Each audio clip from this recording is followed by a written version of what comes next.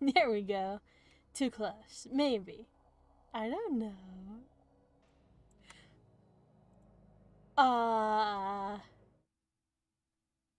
Hey. Stop it. Shoot, what was I gonna say? Oh, yeah, last time!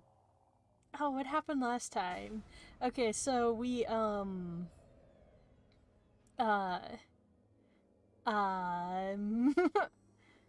let's see, I went over and watched, like, a little bit of it before, but I should have taken notes. That's okay. I do this every time, but, yeah!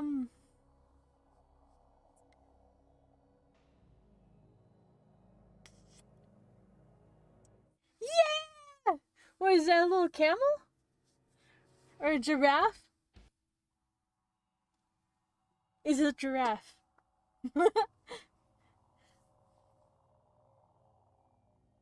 Oh yeah, last time, Senna found a giraffe! Yay! Oh yeah, Senna found the thing that Takumi drew in second grade, behind like his essay, and it was the equation. I forget what it was. E equals something something something, and that's what started all the real booting and the I don't know, something about Senna's family. something along those lines. I don't know. We'll find out more.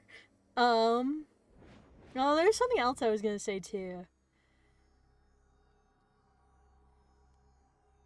Oh yeah, and then when we left off, we were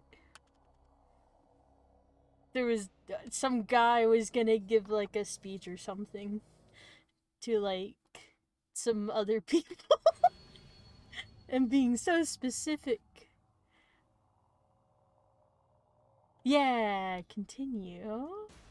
Quick load. Yeah, 8 IR2 equals IR2. That was the equation. Yeah. Was it this one or this one? No, me. No, yeah, it was this one because he was gonna give this speech. Yeah, load this data. Data. ノア2に搭載されている中で最も秀でているのは中核システムに組み込まれたとある方程式です。Oh, and my cat's here and she's scratching me for attention. It doesn't, well, it hurts, but it doesn't hurt my heart because she's a baby. She's a baby kitty cat. これは人類史上未だ回答が見つかっていないとされている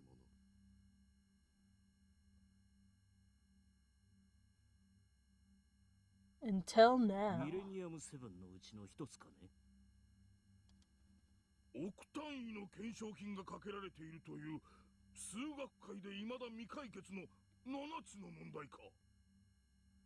いいえ、その7つの中には入っていません。ですが、実はミレニアム7はもともと問題が8つあった。公開前に1つだけ削除されたのです。それがノア2に組み込まれている方程式だと。削除された理由はfor fun. This way. 世界に最悪をまき散らす可能性があるためというところです。Oh yeah, it's too quiet. I'll turn it up a bit. And then 一体どのような数式なのだ。基本相互作用における電磁気力を想定した共鳴現象。それを表す計算式です。これにより特定の電磁パルスと受容体とが近接作用することで発現する未知の力が解明されました。各国が30年以上かけて開発し積み上げてきた沈黙の兵器の研究成果を一瞬にして過去のものとしてしまったんですよ。その問題に回答を見つけた者は神になるに等しいというわけだ。What? それを君が果たしたというわけかね。それはとても不思議な場所から見つかりました。子供の落書きというね。How'd you find that, weirdo? Just kidding. IR2 ノア2のいわゆるハードウェア部分はこの公式によって神に匹敵する能力を手に入れました。あとはソフトウェア部分に相当するギガロマニアックスのコードサンプルを集めればノア2は本格的に稼働し我々の望むものすべてを実現してくれるでしょう。Like か what? のアインシュタインが現代に生きていればと思うよ。彼は高い能力を持つギガロマニアックスだったと聞く。Oh. You know, stuff like this reminds me of like like I like when they put real world stuff. Oh, my cat knocks stuff over. You knocking stuff over. Except this isn't necessarily real world. It's just like a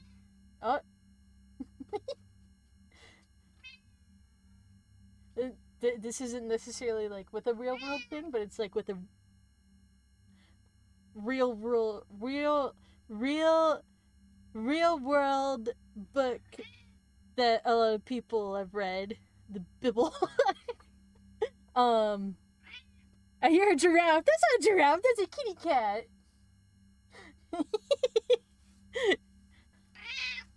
Meow. Like in Beyblade when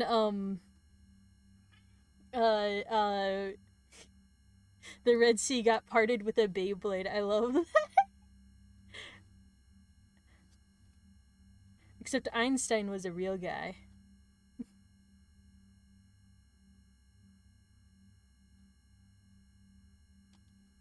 家庭の話よりも現状がどうなっているかだ。Hypothetically, if Einstein was a gigalomaniac. Just kidding. ギガロマニアックスは世界中に数えるほどしかいないというではないか。大丈夫なのか。すでに5人分のサンプルは確保しました。ノア2稼働に十分な数は集まったようだね。Probably. Is 5 enough? ならば結構。ただサンプルが多ければ多いほどノア2の能力は向上します。特にどうしてもサンプルを採取したいギガロマニアックスの少年が一人いましてね。Stop being interested in...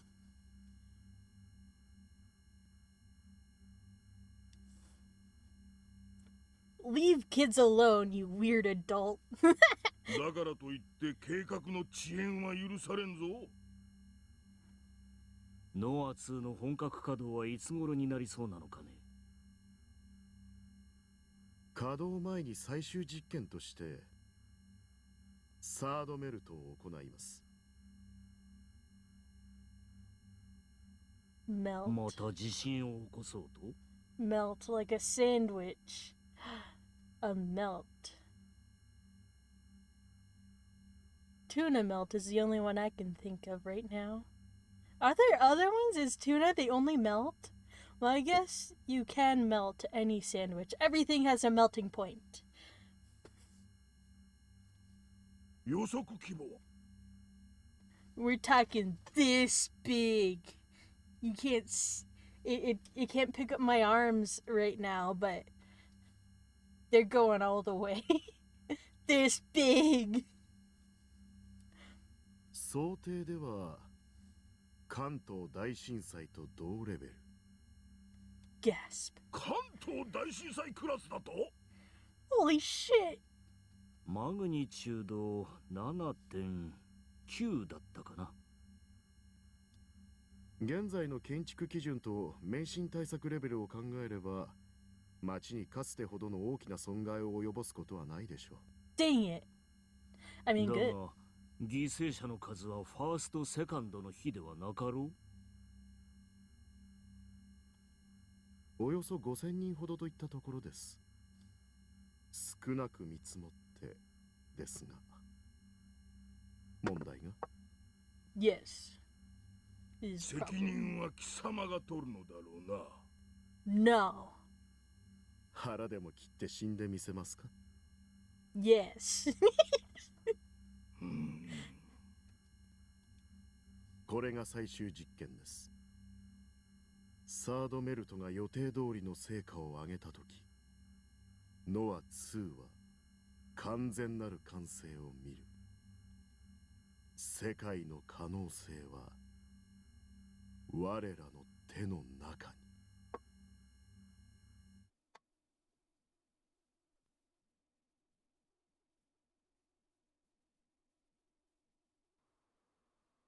この公式をお前が生み出した瞬間、世界は分岐したんだ。 In 2 or in 3? How many halves has it been split in? 分岐って Yeah. Wait. This isn't an age game. Yes, it's not. Have you been living life thinking this? Just kidding. タク、もう行こう。話聞く必要なんてないよ。 Oh. I got spooked by something in here.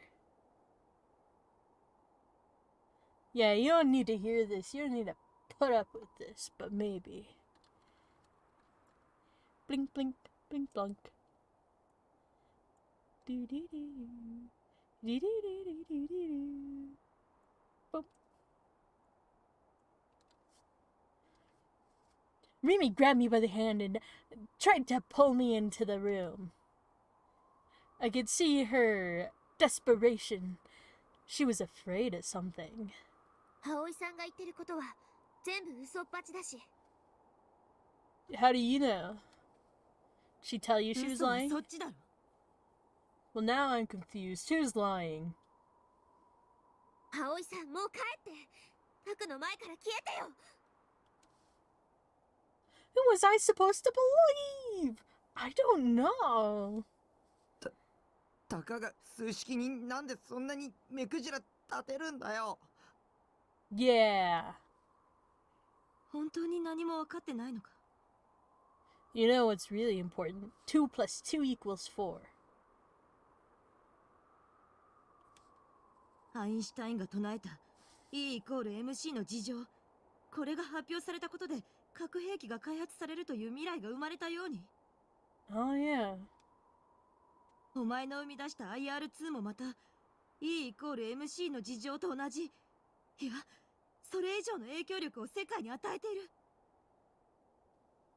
IR2 は沈黙の兵器を現実のものとした。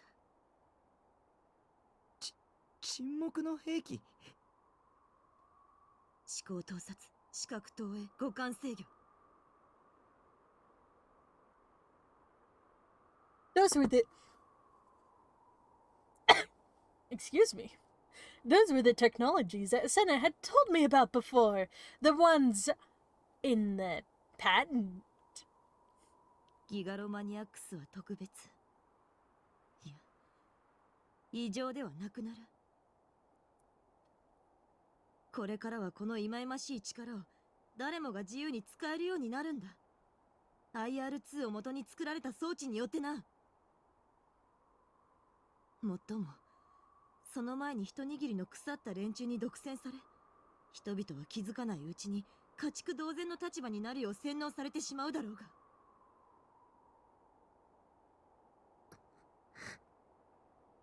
You're making her cry. I didn't know anything about any of this. I had no idea.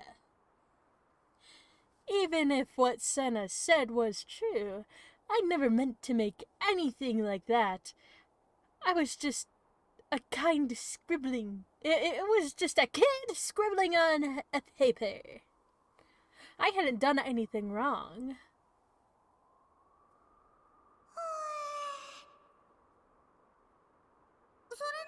それならそのアイアーム2は IR2 それはギガロマニアックスの力のことをキュッピーンって説明したものなんだ。やっぱりあのおじさんが言ってたのは本当だったのら。 I put too much water in my coffee. I mean, that's like off topic.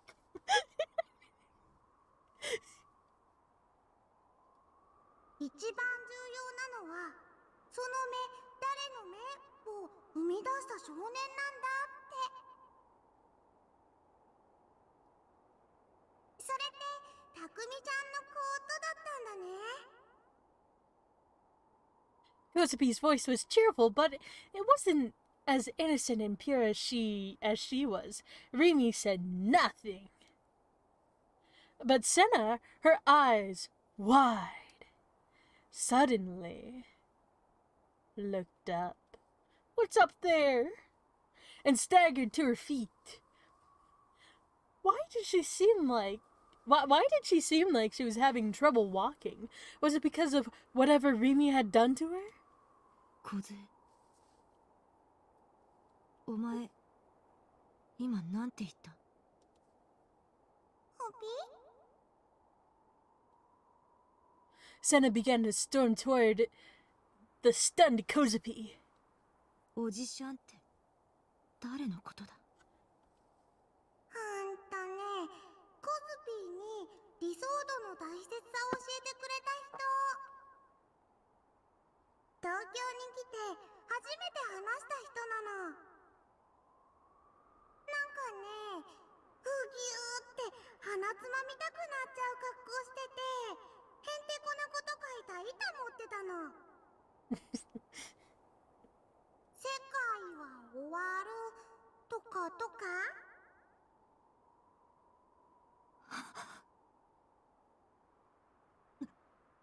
なんでそれを早く言わなかった？ I didn't know it was so important to you. そんなこと言われても。 Whoa! I'm a predictor. Just kidding. あいつだ。やっと見つけた。 Neither me nor Rimi nor Kozapi had any idea what she was talking about. All we could do was watch as an intense fury something's in the way of the descended on her. Whoa. 私はやっとあいつを殺せる。 Yeah!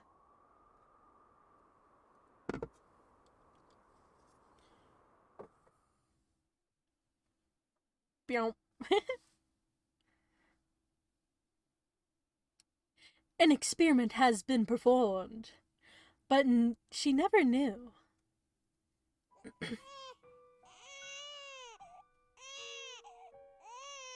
She was a normal housewife, close to turning 40, nearly pregnant with her second child. No, maybe she wasn't quite normal. Yeah, no, I take that back. I changed my mind.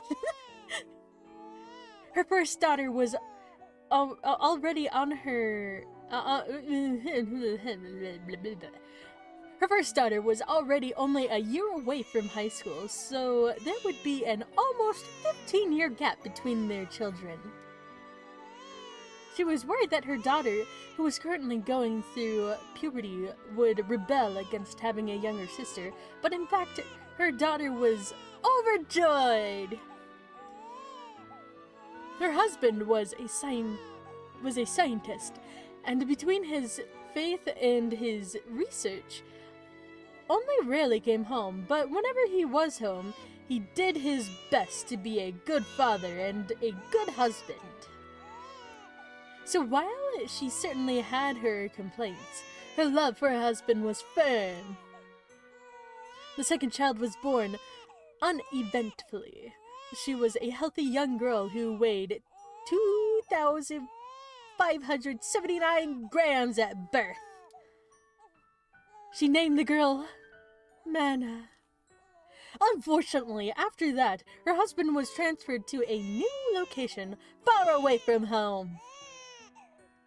Her husband wouldn't last a week without someone to do the chores and make the food, so she had no choice but to send her older daughter along with him. Oh my god.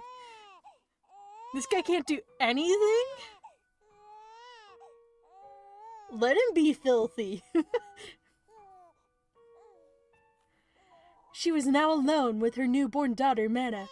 At her husband's suggestion, the two of them moved into housing owned by the company he worked for, so rent was extremely low.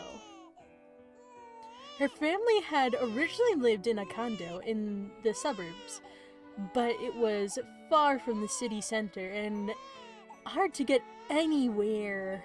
The dorm, however, was located right in the heart of Shibuya, and many of her husband's colleagues lived nearby. She'd have easy access to childcare, and if anything came up, she'd have people around who could help her.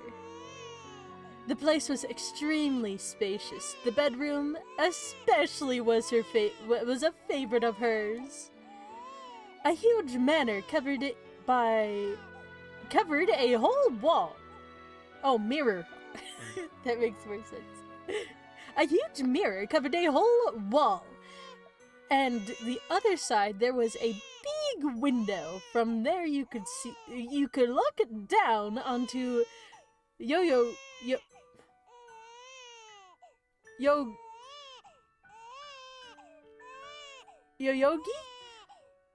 Park.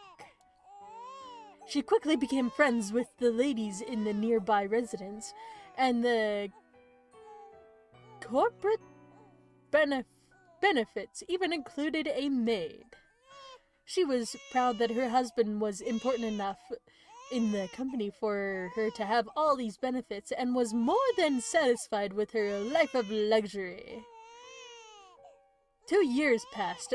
Mana's development was a little slow, but she was growing without suffering any major illness. Nice. She was, however, a very needy child. Oh no. Isn't that how all babies are, though? If she wasn't constantly held at her mother's breast, she'd start crying immediately. What's that one thing? I want...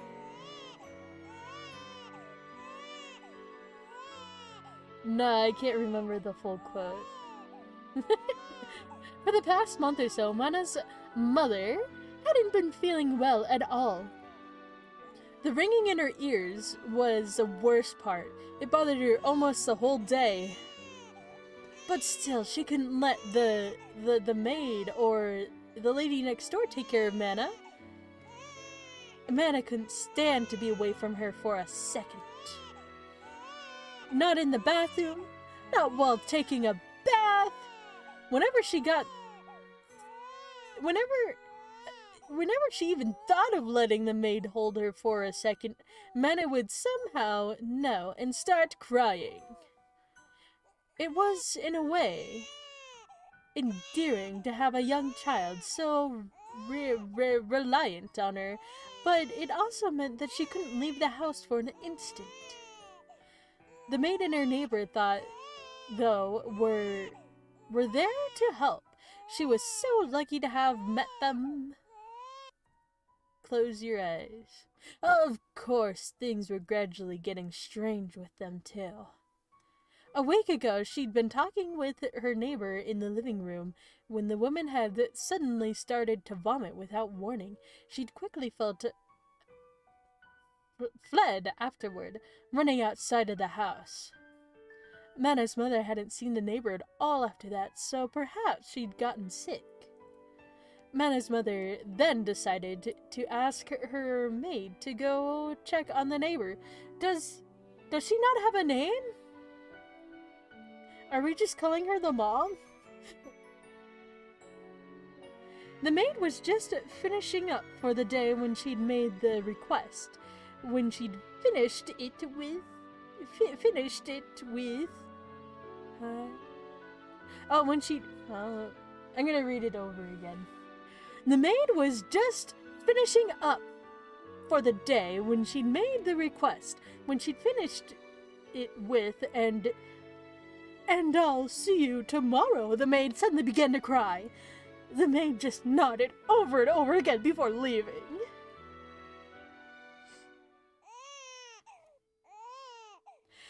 And that night, Mana's mother suffered terribly as the ringing in her ears got even more violent than before, and the pain threatened to split her head open. She tried to call an ambulance, but the phones didn't work. She tried to get the neighbor lady to help, but even that was too difficult. Her daughter started to cry violently, and crying made the pain worse. She held Mana tight to her chest, enduring the pain.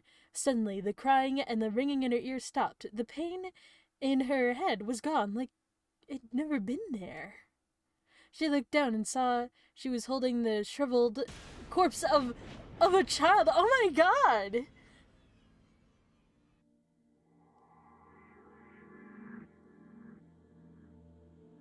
Before she realized that the whole thing was an experiment, her mind broke into a million pieces. Wait. Huh?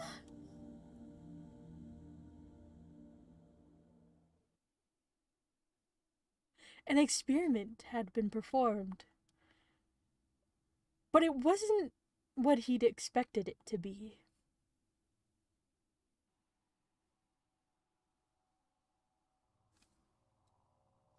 He was a scientist at Nozomi Technologies, and a believer in the cosmic church of the divine light. Sounds like a cult. It probably is. He was one of the key figures behind Nozomi Tech's secret Project Noah, and the one who'd solved the riddle of fun 10x int 40 equals IR2.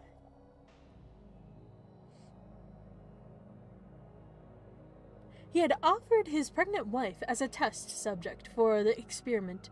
It was a direct order from the church's leader, a person he admired deeply, but he had also been the one to suggest it to make the experiment a success. Jeez. It was called the Mana Experiment, after the codename given to his wife's daughter. His older daughter was given to a church facility while he monitored his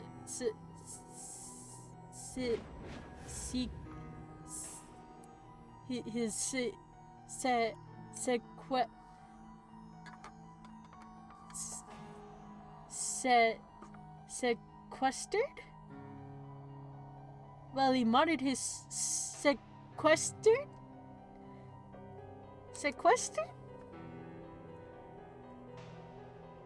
Riley monitored his sequestered wife and Mana 24 hours a day. What his wife had thought was a company-owned condo was, in fact, a Nozomi Technologies testing facility, and the location of the Noah 2 prototype that he was working on. Mind reading mind reading induced hallucinations, sensory control. His wife and daughter could be used to test the efficiency of these technologies here in his sealed lab. The effects of the electromagnetic,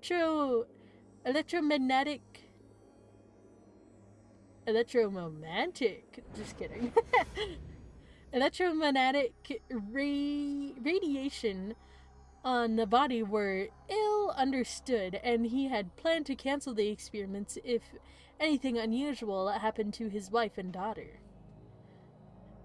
An accident occurred almost immediately. Mana died roughly a month after being born.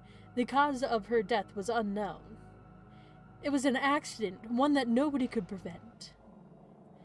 He was deeply saddened and tried to cancel the experiment, but that wasn't going to happen. 実に興味深いではないですか。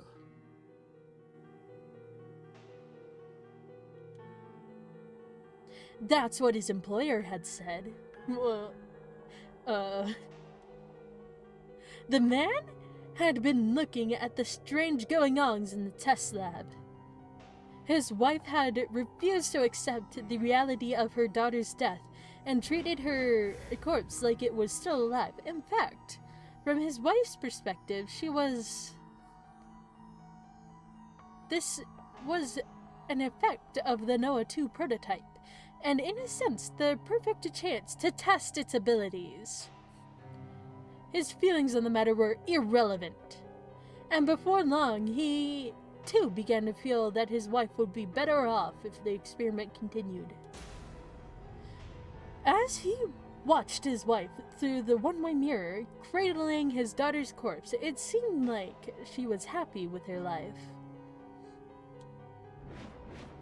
She'd stare at the wallpaper on the opposite side, which looked to her like a window overlooking Yoyogi Park, and whisper softly to her daughter. 2 of the research staff took care of her. One would pretend to be a maid, and the other the lady next door. As long as the experiment continued, his wife's mind would be just fine.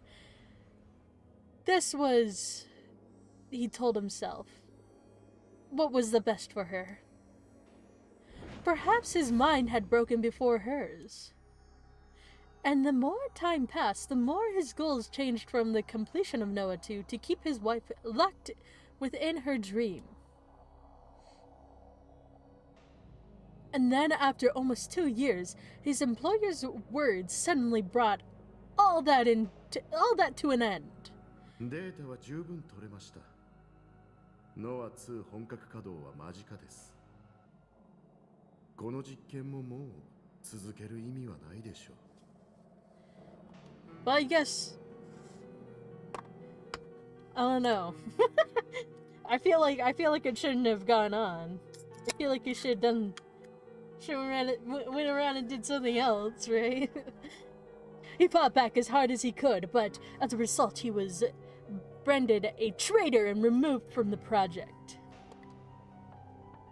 As a final thanks for his service, he was allowed to be in the experiment room, hands tied, on the day it was shut down. His daughter, whom he hadn't seen for nearly 2 years, had been brought there as well. Why'd they bring her? Why? When she saw him, she seemed confused. 父さん、これはどういうこと？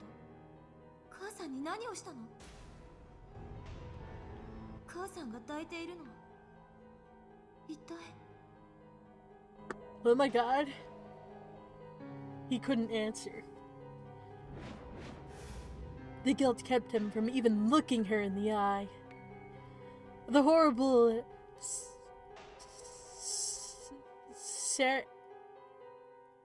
ceremony was about to begin. The neighbor lady had already become unable to tolerate the stench, and the maid had run out of the lab weeping at his wife's words. The device was shut down. The dream ended. and his wife broke. At the sight of her daughter suddenly turning into a desecrated corpse, at least that's how it must have seemed to her. I don't know if it's gonna show a picture, but, just in case.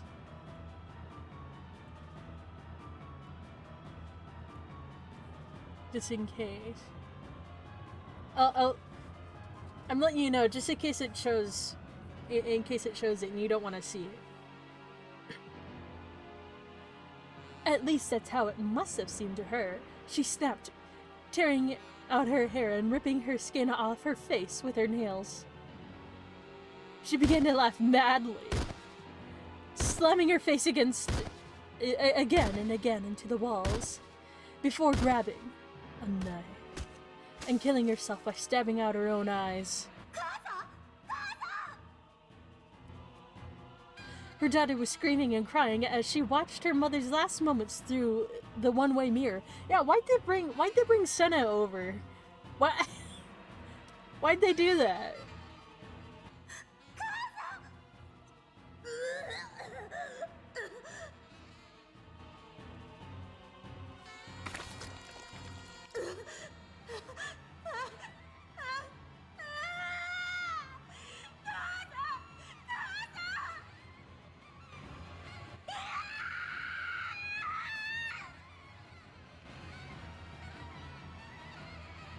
The lab staff grabbed his daughter by the arms and dragged her off somewhere.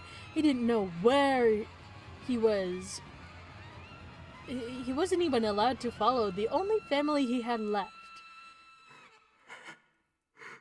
すまないすまない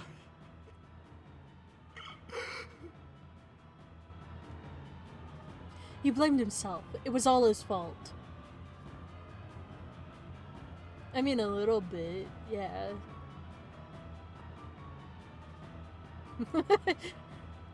Whatever his reasons, when he'd opted to continue the experiment 2 years prior, it had been obvious that this was how it was going to end. Several days after watching his wife's death, he disappeared. Nobody knew where he was now.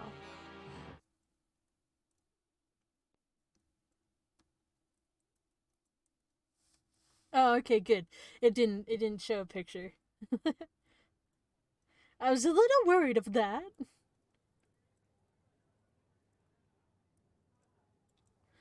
Senna had ended up running off on her own after angrily asking Kozupi some kind of question. Kozupi had gone after Senna. I had no idea what had made her suddenly go crazy. Now I was slowly trudging through Shimokitazawa.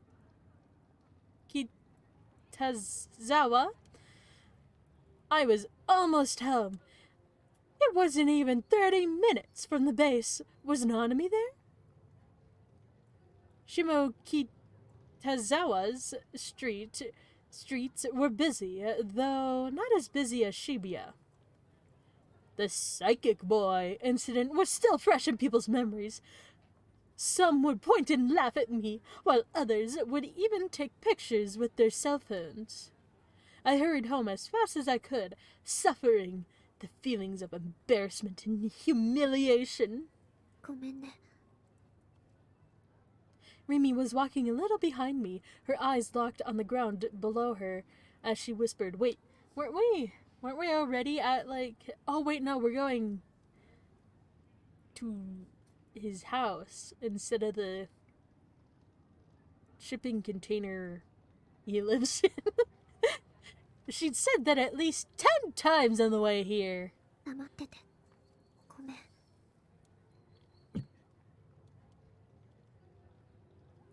There was nothing I could say. I didn't understand Rimi. That had always been the case. Rimi had been there to support me. She'd been there for me. But there was so much about her I didn't understand. Until now, I'd always opted to just ignore it. Maybe that was because I felt like if any of those things I didn't understand ever came out in the open, Rimi would go away. And I was afraid of that. どうして僕と一緒にいてくれるの？ I managed to work up the courage to ask a single question. Why would Rimi want to be anywhere near a guy like me? Was it because she was like Yua and trying to set me up for a fall? But the answer wasn't what I expected. あなたに目覚めてほしくないの。 Wakey wakey, eggs and bakey. 普通の生活を送ってほしかった。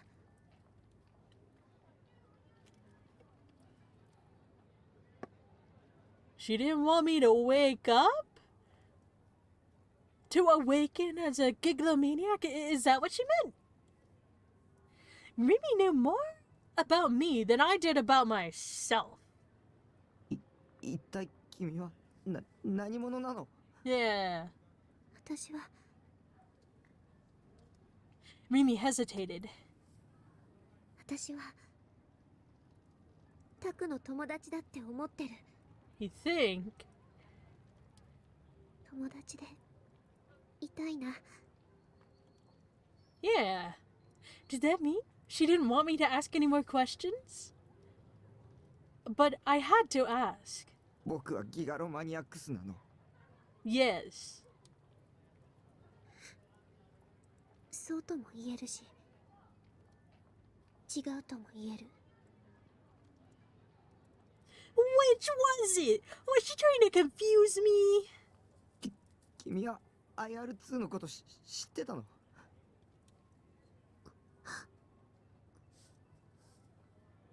聞いたことがあるだけ。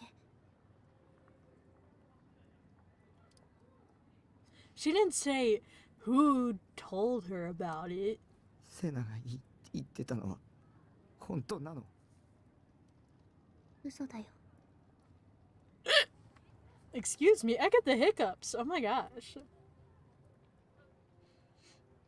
She was lying. She was lying when she said it was a lie. I could tell just by looking at her. 君は I went to ask her another question, but stopped. Was Rimi on my side or my enemy?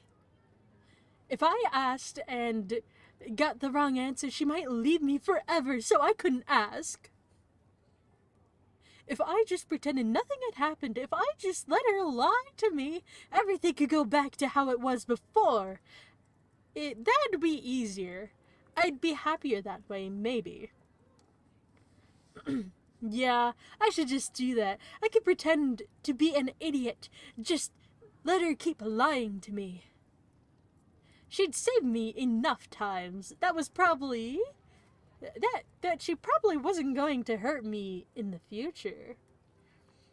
All I had to do was give her what she wanted and lead a normal life. あ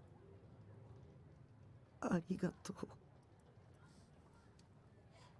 I looked away from her and thanked her instead of asking her a question. 守ってくれて。だから I couldn't think of anything else to say, so I just silently followed the path home. Whoa. Look, there's a red car right there. I've been watching Initial D, and I think I can do it. The car's parked. There's no keys inside. I don't think I could do it. Never mind. Soon I came to a street I recognized. It wasn't a cramped... It was... It was in a cramped, quiet neighborhood. Once in a while, you could hear the sound of the trains in the distance. I know this place since I was a little kid. This was where I'd grown up. I'd followed in the same road to elementary school and to middle school. I just had to turn down the narrow street in front of me, and home would be right there. I was scared to face Nanami, but I had to see whether her arm was still attached. I stopped and took a deep breath to calm myself. Then I went to take a step forward when... 待って、 What?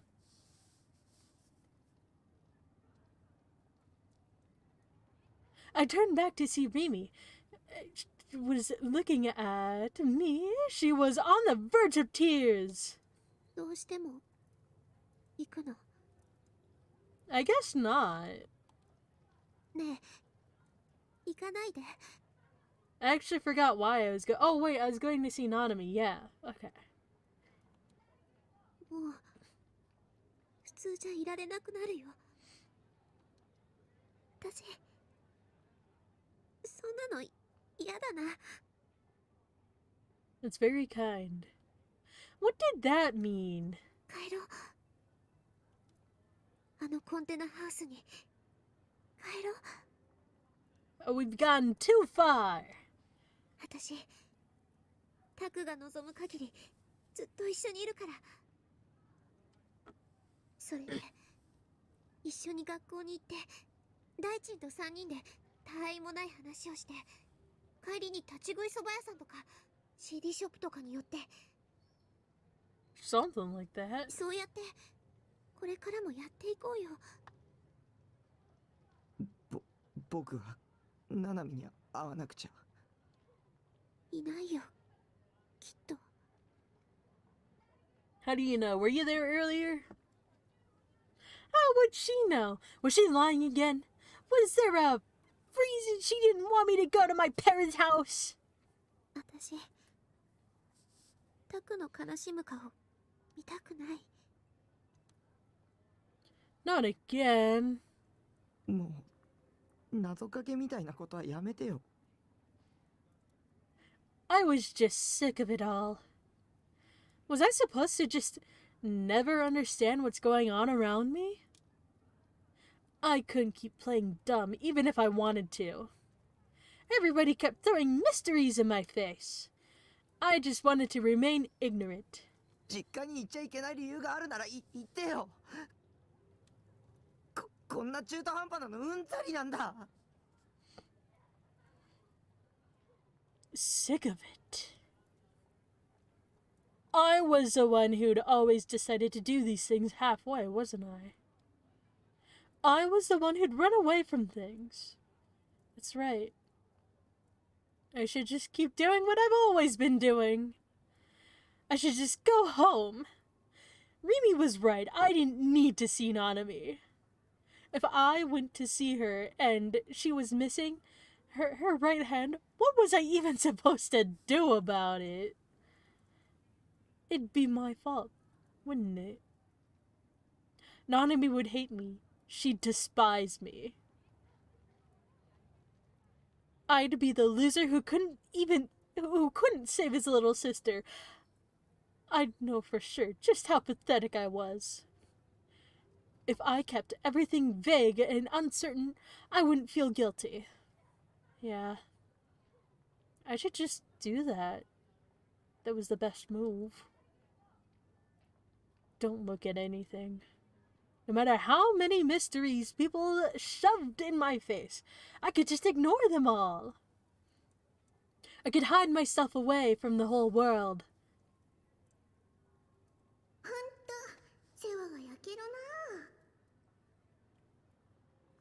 ナナがいないと何にもできないんだか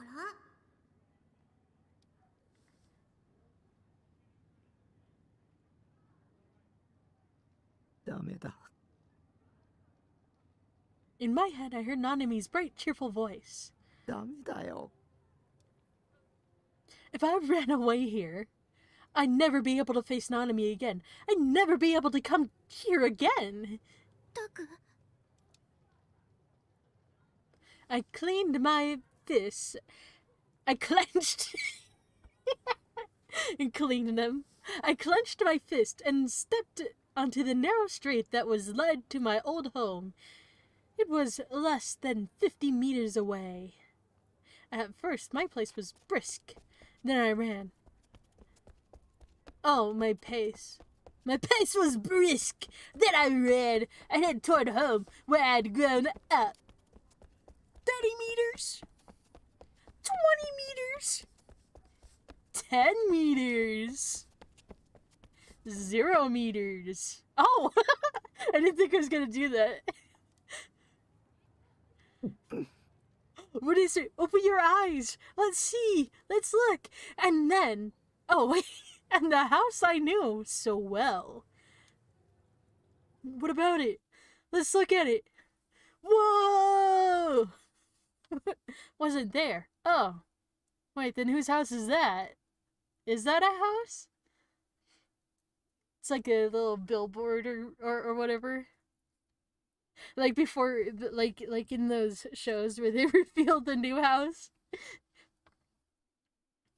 Instead, except behind the new house, there is no house. What if they did that? They're like, check out your new house! And they pull the boards away.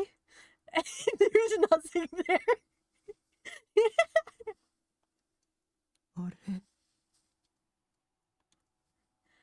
The name on the plate was different. It didn't say Nishijo.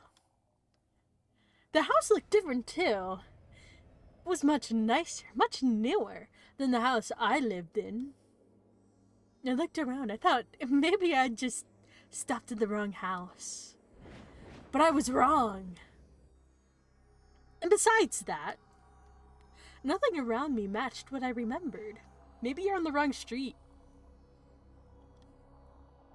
I thought for a moment that maybe I'd gotten lost or gone down the wrong street. But that was impossible. Oh yeah? How do you know? Everything on the way here had been just as I remembered. The path here was the same. Oh, okay. But my home wasn't there. Now that's the weird part, right?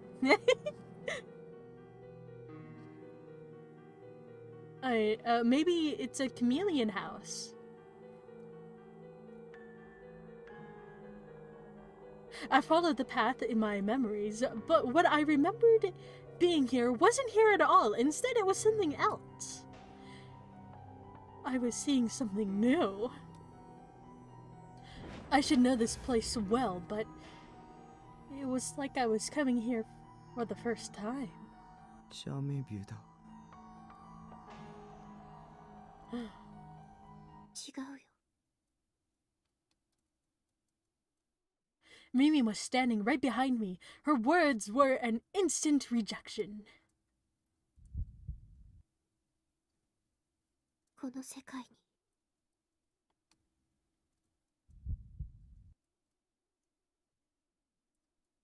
タクの帰る場所はないの。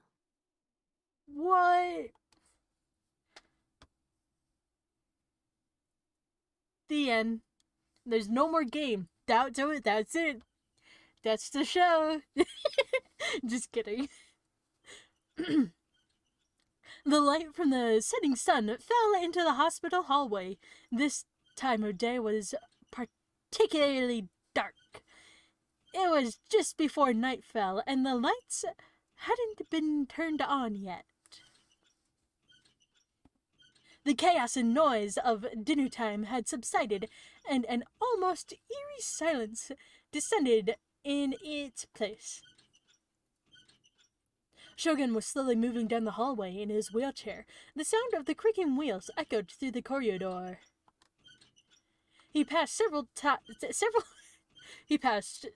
nurses on the way, but none of them looked at him or spoke. Shogun, for his part, didn't seem to mind find this unusual at all. Frail hands, seemingly made of nothing but skin and bones, turned the wheels again and again. As he passed one of the rooms, a patient yelled, Yamai? Named...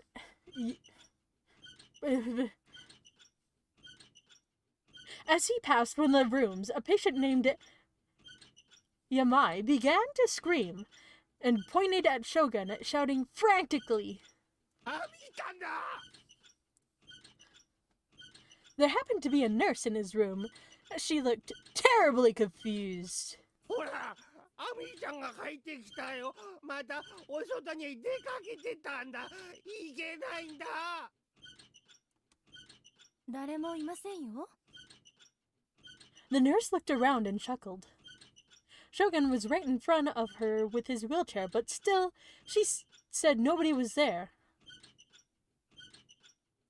Did she mean like nobody unusual? また山井さんは私のことからかってるんでしょう。でも今日は騙されませんからね。アミーちゃん、ラウミーちゃん、タウミーちゃん。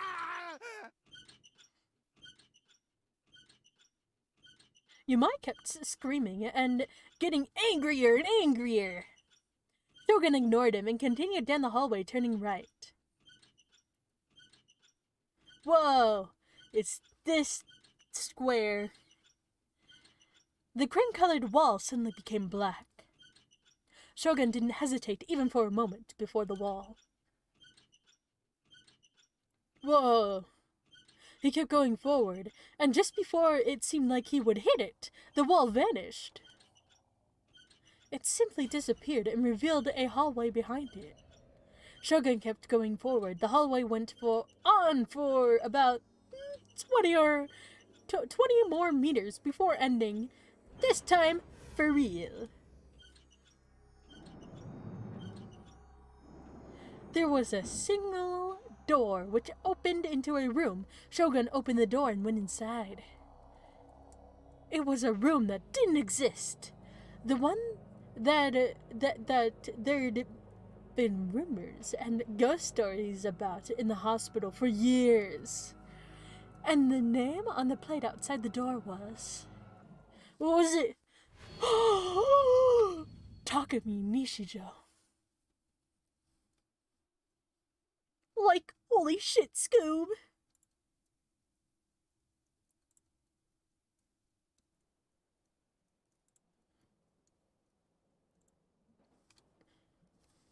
The sky outside the train car was turning dark, 'cause the sun was setting. The Yamanote line car was packed with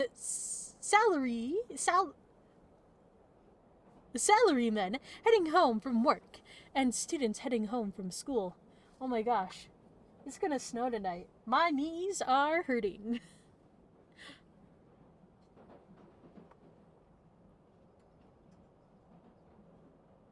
UI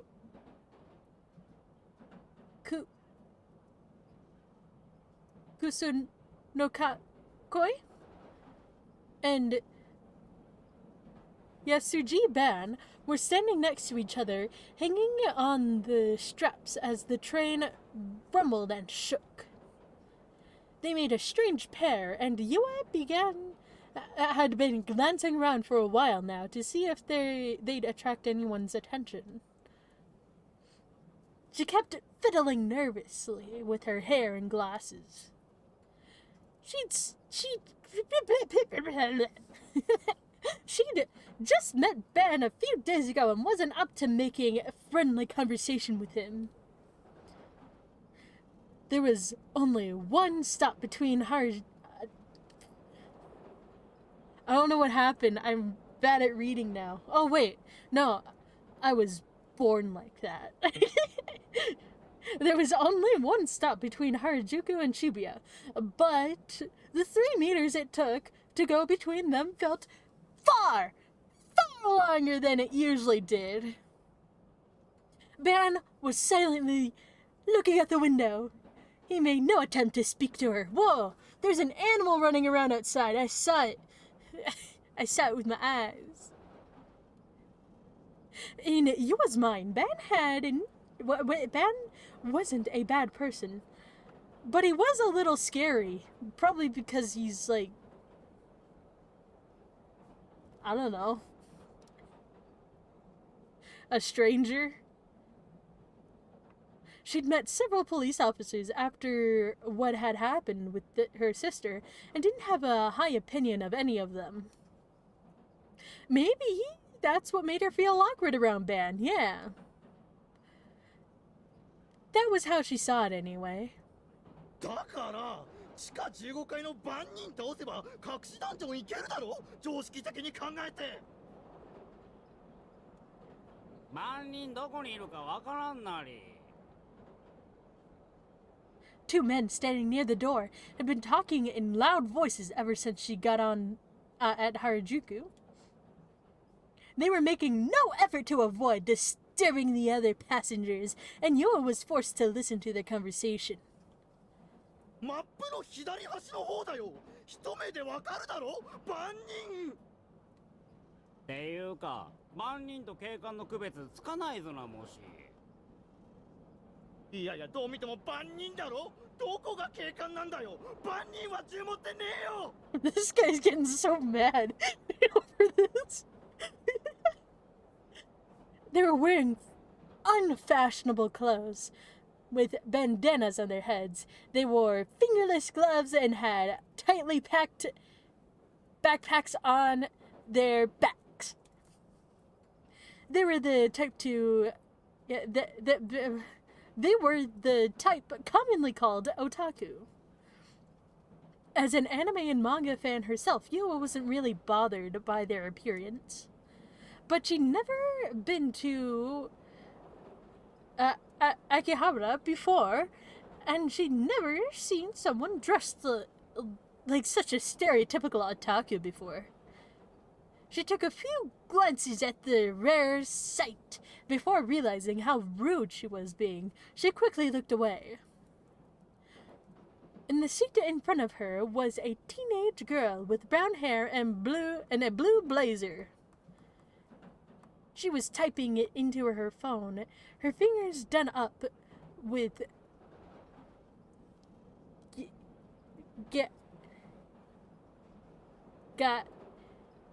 Gayudi? Fake nails. Every time she moved her fingers, the strap on the phone dangled and it had a tiny plastic gun on the end of it. Yua saw what the girl was writing. The girl was holding... What? Yua saw what the girl was writing. The girl was holding it at a bizarrely flat angle. It was almost as if she was trying to make sure Yua saw it. What did it say? Went to a party list night with this cope, and it sucked. Lamest old dude I ever met. Hope he dies.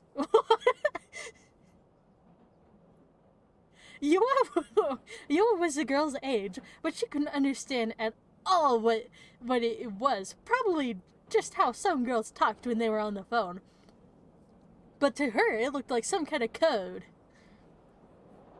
She I'm not like the other girls. I don't know what this texting thing is.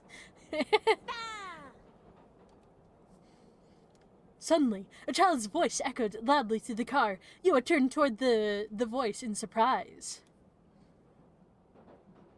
It was a 5-year-old kid standing next to Ban. He was holding a toy water pistol and pointing it at Ban. He was pulling the trigger, but water wasn't coming out. Ban gave the child a grin. His eyes weren't laughing at all. The child didn't seem scared in the slightest. Someone who appeared to be the child's mother came over. She bowed shallowly in Ban's direction. Sorry, he's just a kid.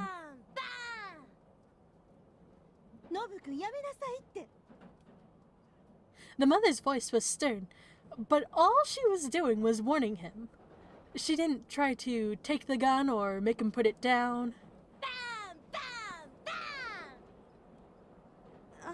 本当にすいません。 Yeah. いや、構いませんよ。バーンバーンバーン。おじさんが困ってるでしょう、ノブくん。 He's not upset. Look at him. Something seemed really strange about the whole scene to Yua. And then she turns around and there's a guy and he has a guitar and he's like, here's a song. The mother was making an angry face at her child and looking apologetic at Ben. But that was all. バーンバーンバーン。やめなさい、怒るわよ。バーンバーンバーン。 The child seemed completely oblivious to her pleas. He kept repeating the same phrase over and over again, like a broken toy. His mother still wasn't making any real effort to stop him. 本当にすいません。バーンバーンバーン。 Ben, for some reason, made no effort to stop the child. Probably because he's an adult and he's not the dad. So, like, I don't know. バーンバーンバーン。 This continued all the way to Shibuya.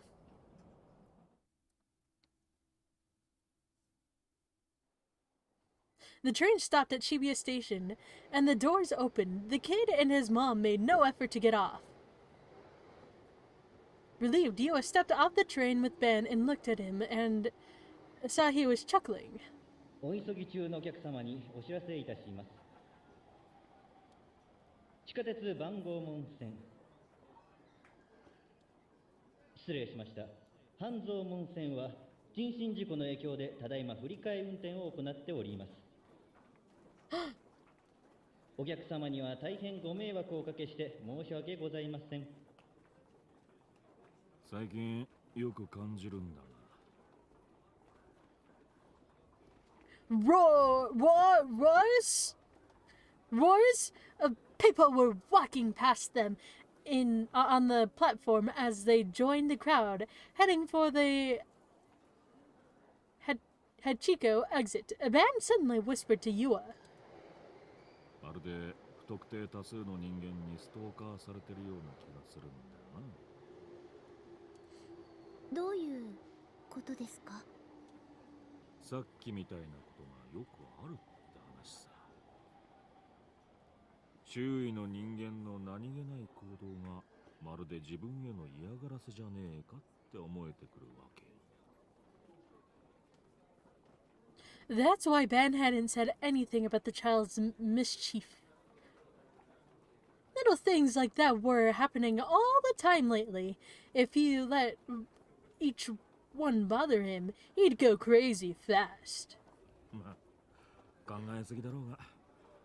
俺みたいな地味なおっさんに興味があるやつなんてそうそういねえだろうし。Yeah.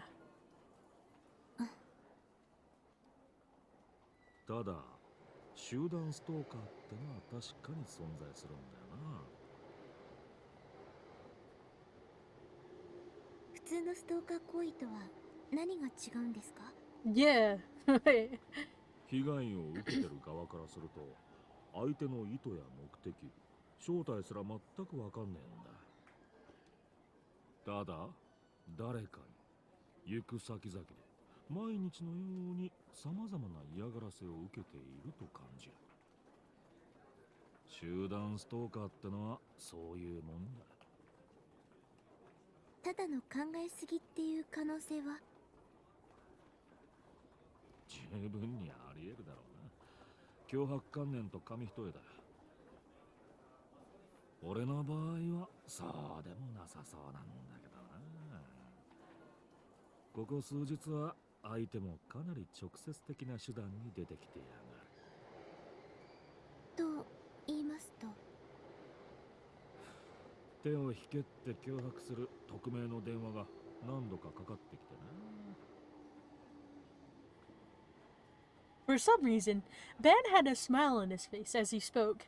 Yua felt more scared than he seemed to be. Wait. Did I read that right? For some reason, Ben had a smile on his face as he spoke.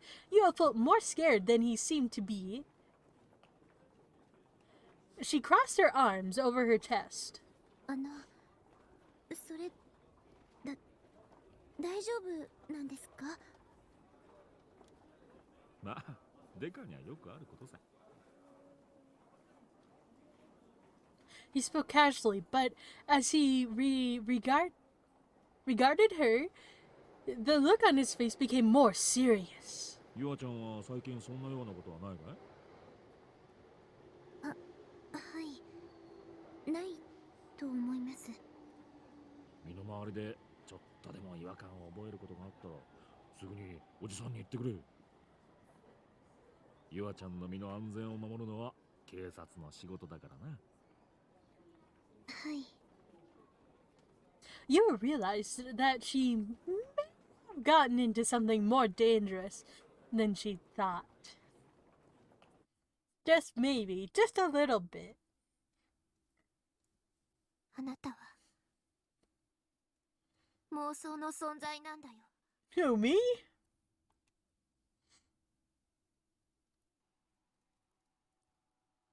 That's what Mimi said, but I didn't have a clue what she meant. I ignored her and began to look at the houses around me. I remembered this place. I'd never seen this place before. The house that should be here wasn't. A house that shouldn't be here was. The gap between my memories and reality became more and more stark in the light of the evening sun. ずれてなんかない。 I said this aloud, desperately trying to deny the despair in my heart. That's right, nothing was wrong at all. I'd just gone down the wrong street. I was being silly. Tee-hee. Nothing was wrong with the world at all. How could there be? I ran back the way I came and headed down the street over. The next street over. But again, there was a gap between my memories and what I saw. I realized my whole body was soaked with an awful sweat. It was like I was suffering from vertigo, like my legs were touching the ground. I felt like I was going to throw up. Bleh. なんでだよ。 I don't know. ここに僕の家があるのは間違いないんだ。僕はいつもここから小学校にも中学校にも通ってたんだ。小学校にはナナミと手をつないで登校してたし、中学は自転車で。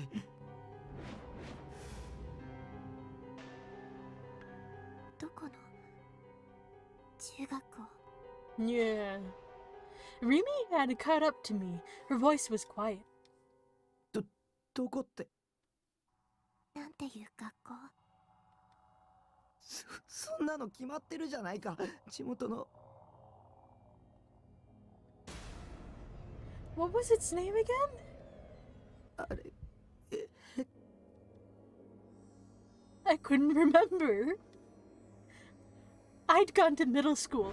I remembered that much, but the details weren't clear. It was like there was a fog in my head that was keeping me from seeing them. The name of the school... Which class was I in? My teacher's names... I couldn't remember any specific names at all. そんなはずないんだ。ただ忘れてるだけで。タク、聞いて。 I'm all ears. あなたの記憶にあるのはこの場所に家があるじゃなくて、この場所に家があるはずっていう思い込み。そうでしょ。I felt like I was going to go crazy.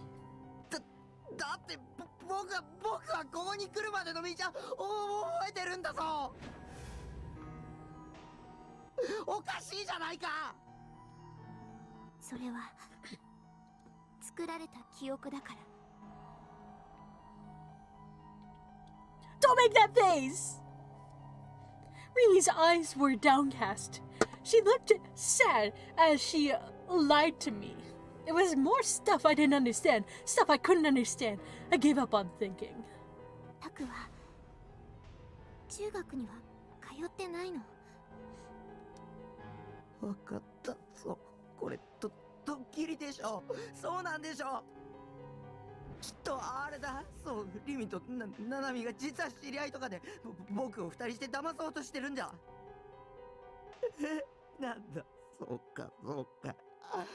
ビビった。I was trying to laugh it off, but Rimi didn't even grin. ごめん。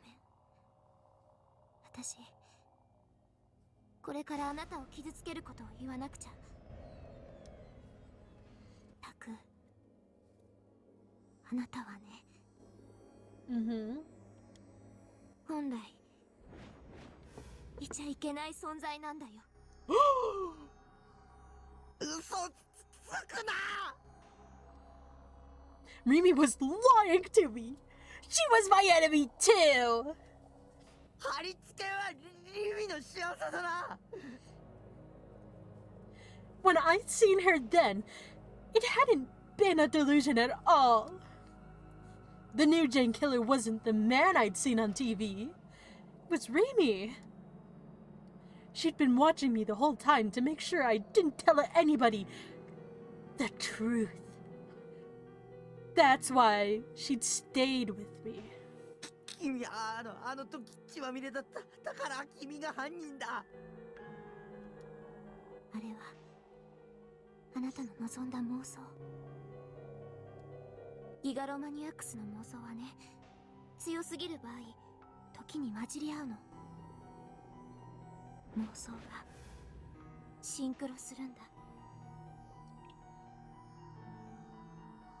She spoke quietly, as if to make sure I heard. Her calm demeanor just made me even more upset. Oh, she's got angry eyebrows. 少なくともあの時あの場所では4つの妄想がシンクロしてた。 Should I give him like a good one?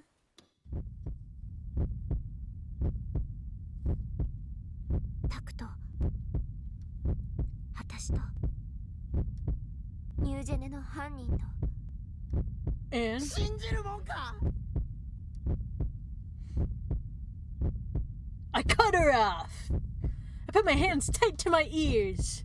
I closed my eyes. これは妄想だ。そうだよ、妄想なんだ。いつもしているみたいな。 Like what's happening right now? Pew pew. Oh hey, I just noticed I had the equation. これ以上妄想しちゃダメ。 When it does this. Oh, wait, did you stop me from that? As I tried to escape into delusion, Rimi's voice pulled me back to reality. 出ないと私タクを消さなくちゃいけなくなる。 Like Doodle Bob? 殺すの？ Oh. Terror ran down my spine. In my mind, Rimi was changing from my savior to some strange creature I didn't understand. 殺すんだな。やっぱり君が殺人犯なんだ。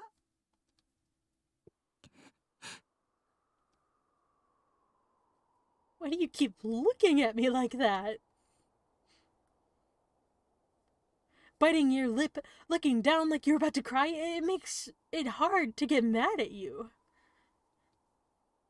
Tell me it was all a lie. smile and ask me if you fooled me.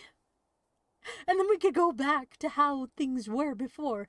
I want to go back. だったら僕は何なの？ギガロマニアックスの妄想によって作られた人間かな。バカらしい。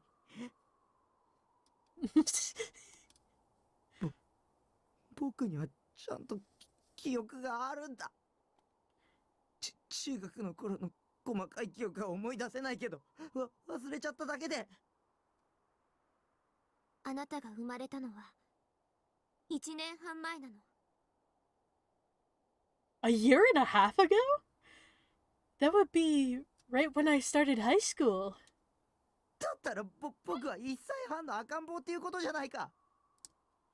Yeah, just a baby. バブ言ってなくちゃおかしい。タクは生まれた瞬間からタクだった。君がその目で見たって言いたいの？確かに僕らは1年半前から友達だったらしいね。僕は覚えてないけど。私とあなたが会ったのは1ヶ月前。貼り付けの現場。私はもともと水明の生徒じゃないから。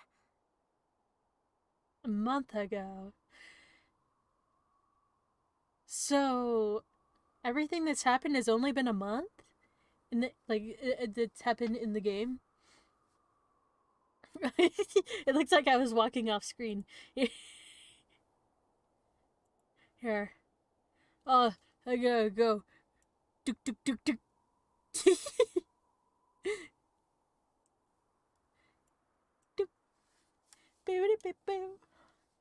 Remy was crazy.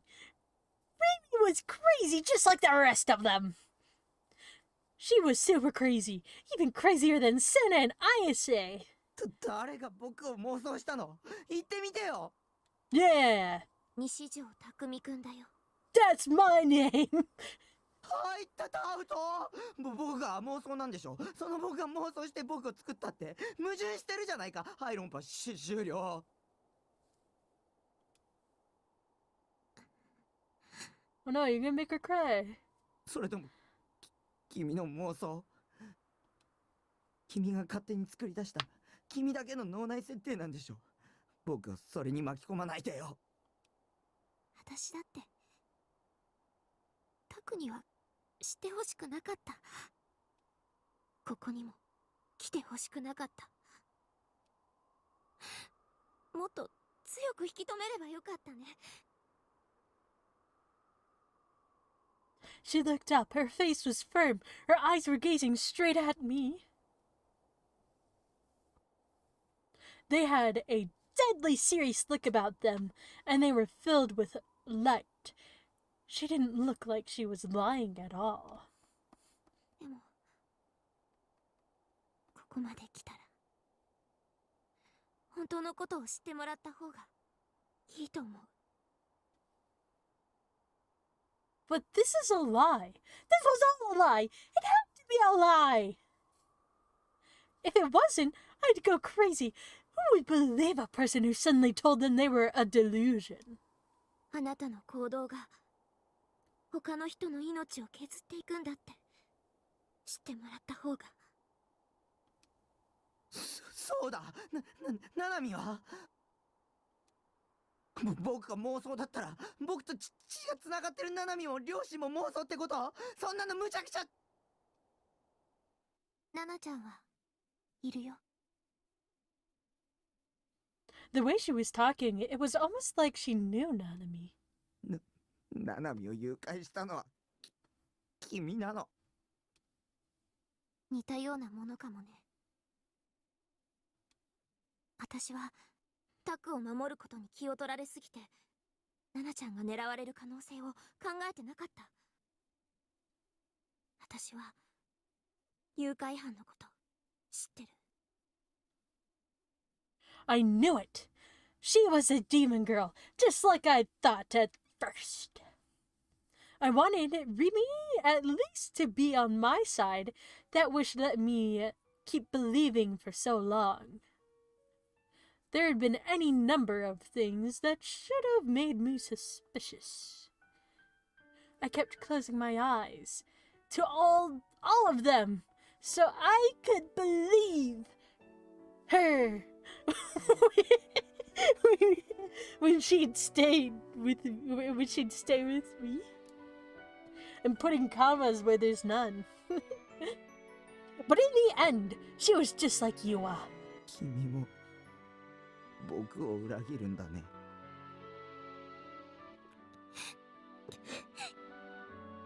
そうだね。私はタクを裏切った。隠し事たくさんしてた。ごめんね。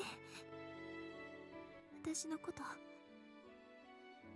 恨んでいいよ。謝られたって。僕は信じない。信じられない。But despite what I was saying, I couldn't prove that I was real. All the strange supernatural things I had seen so far came flashing back to me. Could I really be sure what Remy was saying was crazy? Remy slowly walked up to me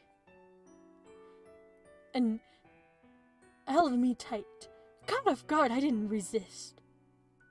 Her warmth, it had saved me when I was in trouble. It had kept me... It had kept my mind from breaking. It had taught me kindness. But now, even as she held me in her arms, her warmth felt very far away. そろそろ行かなきゃ。Where are you going? 行くって、どこへ？ナナちゃんをさらった誘拐犯のところ。決着つけなくちゃいけないの。ナナちゃんのことも他のことも。このままだとタクも守りきれないし。そんなの無責任だ。僕にここまでひどいこと言っておいて逃げるの。Mimi moved away from me a step, and then another step, and then a third step, and a fourth step, and a fifth step. Little by little, she put more and more distance between us. 戻ってくるから。タクは部屋にいて。そしたらまた一緒にいろいろ楽しいお話ししよう。Like anime? あなたはあそこにいてもいいんだよ。Her voice was kind. Her voice was... After all the horrible things she said, how could she be kind again?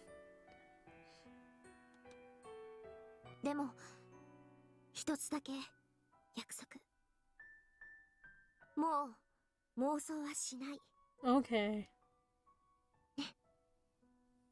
タクの妄想力はとっても強いから。妄想すればするほど本物のあなたの命が削られていっちゃうんだ。何を？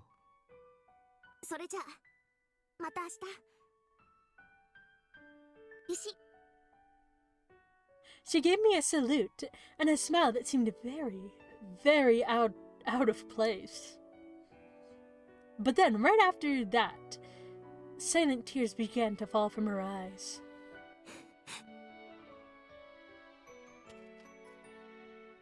She quickly turned her back to me and ran, shoulders shaking.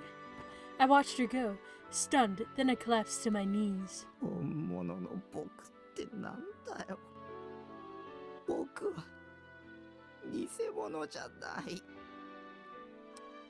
All the colors seemed to have gone out of the world. There was no hope to be found. I'd been denied my very existence. My life had no meaning. Not even my death had any meaning. Remy had gone and left me, useless! I left my useless self behind. She was my enemy too. She'd been lying to me. And now that she'd told me everything, there was no reason for her to stay with me anymore. 戻ってくるはずない。 Mimi had abandoned me because I'm just a delusion, supposedly. I'm just a monster. It didn't even matter. Nothing mattered. I didn't have the strength to stand up. I still couldn't get any of what she said straight in my head. I was so shocked I couldn't even cry. The cold twilight wind was stealing my heart from my body. Even the little bit of warmth that Remy had left was gone. I looked up at the sky for no reason at all, and the twilight had almost entirely turned to night. Meow. これが新作？またへんてこね。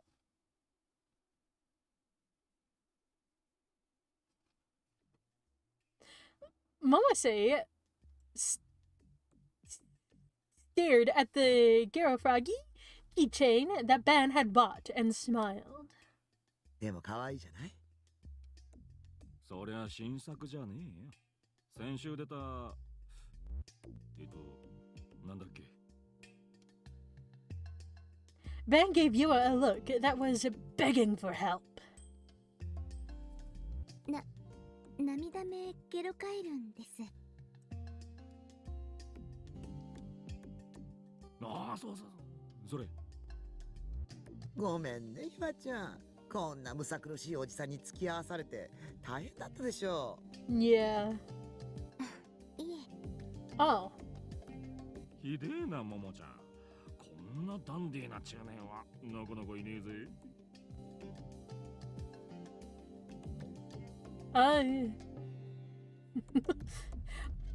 Momose was, however, not interested in Ban's comments in the slightest. She ignored him and brought Yua a cup of tea herself. Ah! Ban sighed and sat in a chair as he looked around the office. Free Saya's employees usually worked late, but today they'd all gone home right as the workday ended. The schedule on the whiteboard showed that none of them were working overtime today. Yes! With the office empty, it was quiet as midnight. で、ももちゃん、進行のこと調べてくれたかい？ Before he'd gotten on the train at Harajuku, Ben had called Momose and asked her to investigate the company. その前に。Momose gave Yua a happy smile. ゆあちゃん、お茶を飲んだら帰った方がいいわ。え？日も暮れたし、ご両親が心配するでしょ。Yua could tell what Momose was thinking. What they were about to discuss wasn't safe for an ordinary girl like Yua to hear. 私のこと心配してくれているんですか？ええ、そうよ。Momose's face took on a grave look, and she nodded. Yua was grateful, but shook her head. 私、帰りません。みやちゃんの死の真相に近づくためなら、何だってするつもりです。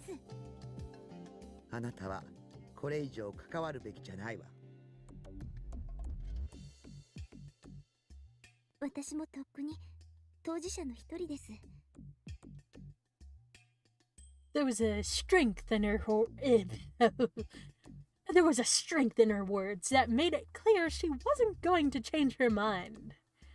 Momose was surprised at the sudden, unexpected refusal. 意外と頑固ね。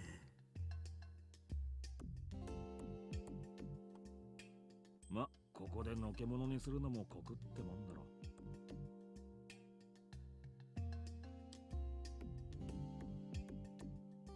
いざとなったら警察で保護するさ。Momose let out a deep sigh at Ban's unconcerned attitude. バンちゃんにそんな権力があるのかしらね。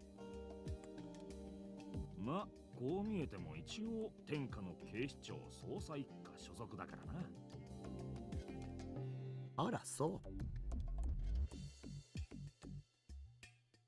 Momose ignored him and turned to stare at Yua. これから聞くことは絶対に口外しちゃダメよ。Yes, got こ it. れはあなたの命にも関わることだから、それを肝に銘じてね。Okie dokie. はい。 Yua nodded, a tense look on her face. Momose looked at her and sighed one more time before settling back into her seat. Her plump body became even rounder as she leaned over the laptop. で、進行から何が出たんだい？バンちゃんの予感的中って感じね。Ben and Yua looked at her monitor from over her shoulder. Whoa. 有限会社新興の親会社はのぞみテクノロジーよ。のぞみテクノロジのぞみグループか。こいつは驚きだな。Oh yeah, what's surprising about it? Oh, that made the 新興は frogs. 5年前にのぞみグループに吸収合併されたんだけど、それ以降発売した商品が次々と大ヒットしてるのよ。ゲロカイルンだけじゃないの。中国製バッグとかタイ製のエコバッグとか美脚パンツとかで、この会社は商品の売り出し方が独特なの。いつも週末に新製品を一斉に投入するのよ。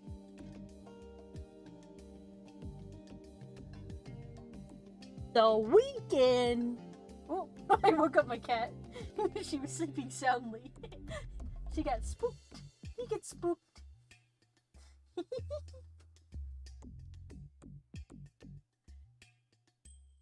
Van's ears pricked up when he heard the word. G レートとの関係は？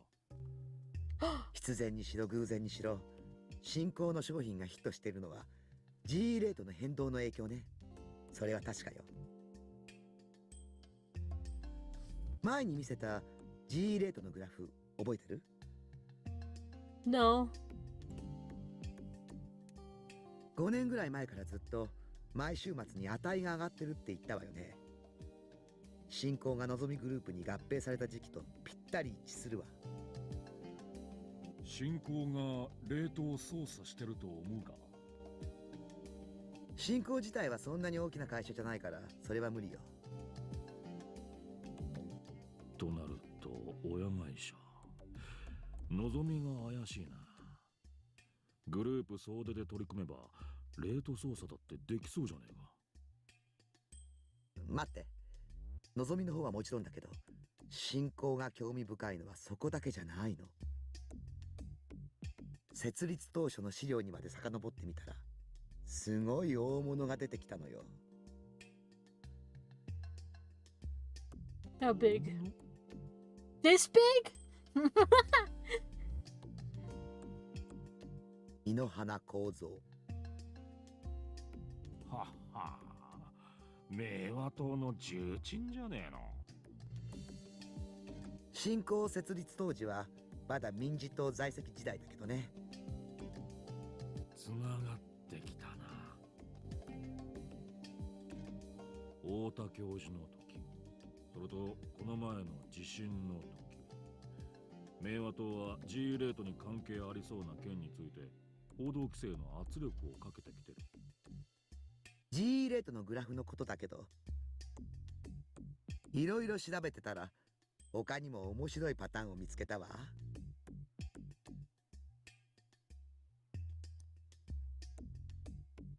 There were two things she discovered so far about the GE rate. Oh, and here comes my cat. Hello, kitty. She just woke up from a nap.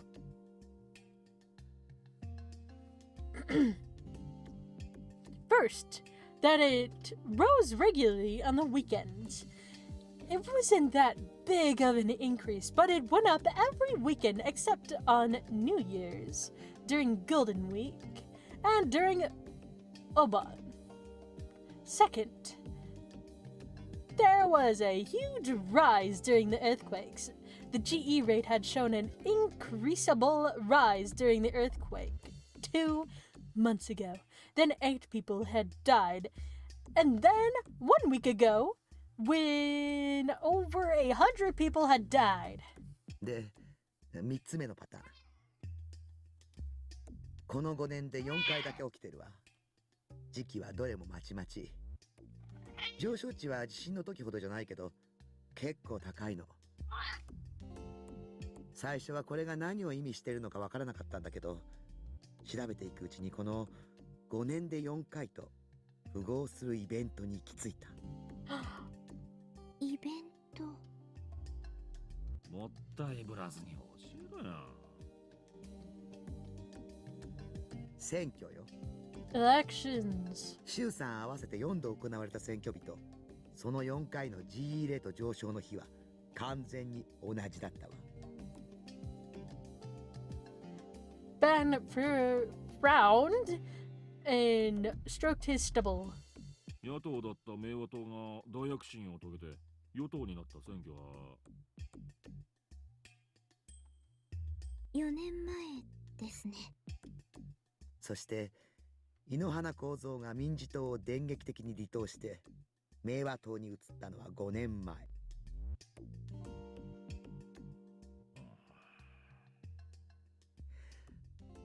Suddenly, there was a heavy silence between the three of them.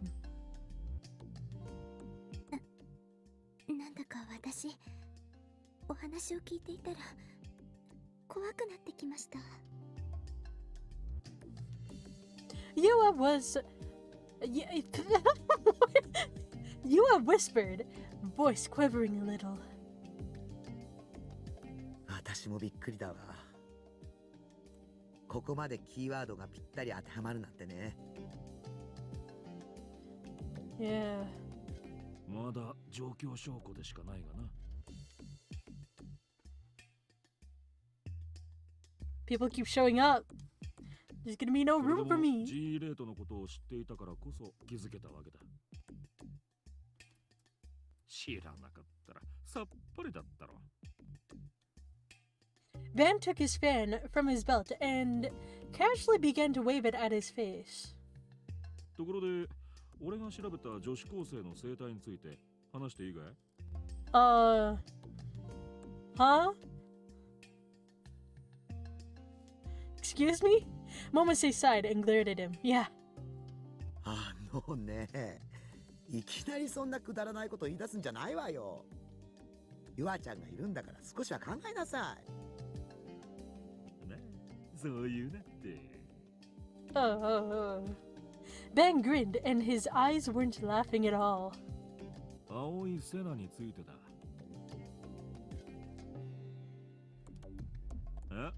正しくは旗のセナと言うべきか。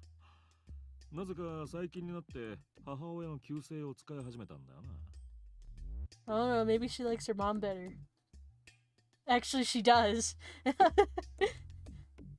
その畑野セナの父親、畑野一世は今失踪して行方不明らしいんだが、のぞみテクノロジーの元社員なんだよ。はあ？どういうこと？どういうことも何も、そのまんまさ。Nozomi Technologies mostly makes medical device software. The Nozomi Group got their start with them and went through a bunch of M&A until they were one of the biggest groups in Japan. 半年前、畑野瀬名の母親と生後1年の妹が謎の死を遂げている。父親の失踪はその直後だ。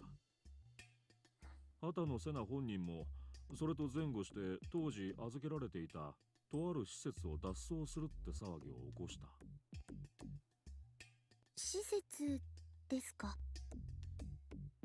天神寮っていう非営利の自立更生支援施設だ。表向きはな。表向きってじゃあ裏があるの？スポンサーがいるのさ。これが転生振興会だったりする。転生振興会。Momose frowned, then grunted in annoyance. また面倒な名前が出てきたわね。Oh, yeah. ちなみにその天神寮は2年前まで別の名前だった。Oh. アークハートメディカル会。Also sounds like a cult. どんな偶然か、今や渋谷の若者のカリスマ的存在であるフェス。岸本綾瀬もここに入れられていたんだな。畑野瀬名とは入れ違いだったみてえだが。Ben leaned forward toward the two of them. でだ。ここからが興味深いんだが。Really? アークハートメディカル会は天神寮と違ってメンタルケア施設だった。精神病患者を治療してたんだ。ところが2年前、アークハートメディカル会は突然非営利団体の自立更生支援施設天神寮へと姿を変えた。Oh. Stop scratching me.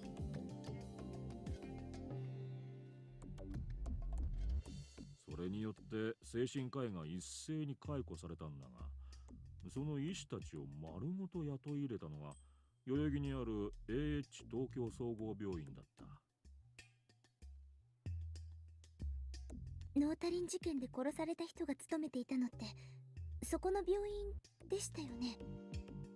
ああ、高階文夫。確かに AH 東京総合病院の精神科医だ。ついでに言うと、そこの病院長は井ノ原と懇意らしいぜ。また井ノ原議員ね。I forget what that is. ゆあちゃん、君が追ってた西条匠も実は AH 東京総合病院をこの1ヶ月で3回訪れてる。そうなんですか？警察がずっと尾行してたんだよね。確かだ。しかも西条には数年前にその病院に入院した記録まであった。彼の主治医は高階文夫だ。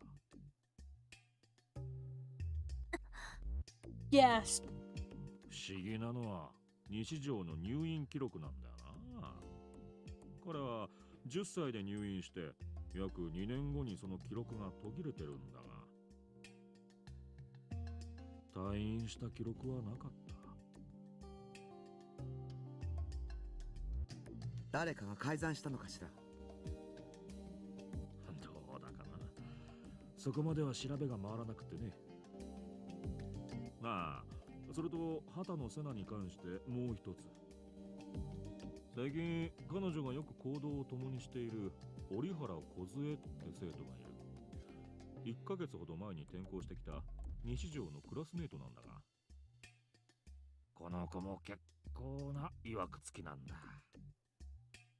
折原の父親がのぞみグループの系列会社社員なわけよ。元は広島の方に住んでてな。折原梢の同級生3人が何者かに襲われて重傷を負うって事件が起きてる。3人ともが右腕を鋭利な刃物で切断されて、ひどいありさまだったらしい。折原もその場に居合わせていた。彼女が犯人じゃねえかって疑いがかかったんだが、凶器が存在しないって理由で逮捕はされてない。Because it wasn't real booted. それで地元に居づらくなって引っ越したって噂もある。凶器が存在しない？見つからないじゃなくて？ Yeah. 存在しないだ。何で切られたのかさえ分かってない。犯行は折原以外には実行できない状況だった。だが、たとえ折原が犯人だとしても、凶器をどこからか取り出すことも、どこかに隠すことも不可能だった。かまいたち現象じゃないかなんて本気で議論されたぐらいだ。何もないところから剣を取り出す手品。ボボンかもしれねえな。君が悪いです。Yua had her arms wrapped around her body like she was trying to stop herself from shaking. 何かとても大きな意志が働いているような。職業柄俺は陰謀論なんざ信じちゃいねえんだが、今回ばかりはその存在を信じそうになるね。明和とそしてのぞみグループ、 G レートに関係してると思われるのはその2つか。天聖振興会も叩けば誇りが出てきそうね。もともとあまりいい噂は聞かないし。Momose took a sip of her tea, then shrugged. バンちゃんには呆れるわ。Yeah. 本来の仕事をほったらかしにしてこんなことを調べてたなんて。元はといえばももちゃんが G レートのことを教えてくれたのがいけないんだぜ。そうだけど、それで捜査本部から外されちゃったら世話ないわ。本当に不器用なんだから、あんたって人は。She wasn't blaming him, though. It was a very roundabout way of giving him a compliment. Momose gave him a lot of grief, but in her own way, she respected him. Ring ring, who is it? 電話だ。Ben's phone began to ring. He looked at the LCD screen and saw it was from an unlisted number. Who are you? もしもし。 Hello? There was a heavy static on the line. Ooh, go stretch. Ben moved the phone away from his ear and looked at the signal strength. It was good. The problem was on the other end. They must be somewhere with really bad reception, he thought. おい、誰だ? Yeah. Who are you? Oh. It was the unknown caller who'd been threatening him lately. The voice sounded mechanical. They were probably using a voice changer. Maybe that's how they actually sounded. Ben chuckled. Tee-hee. あんたか。いい加減名乗ってくんねえかな。手を引けって言われてもな。そもそも何から手を引きゃいいんだ。そこを具体的。 This was always where it ended. They'd say back off twice. Then they'd hang up. Every time it was always the same pattern. No matter what Ben said, they never spoke another word. But today, it was different.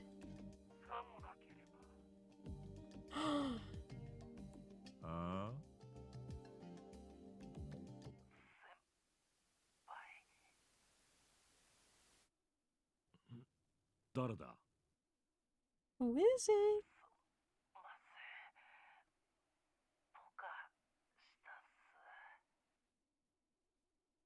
Only then did Ben figure out who was on the other end of the phone. 諏訪か？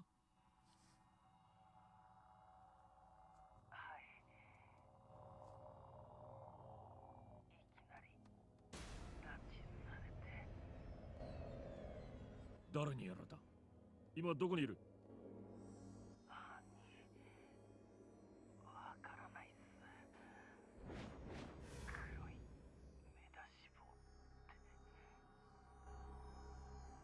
相手は一人なんだな。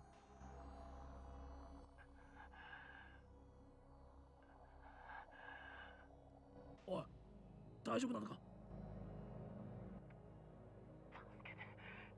先輩、自分は英知と。諏訪、おい、諏訪。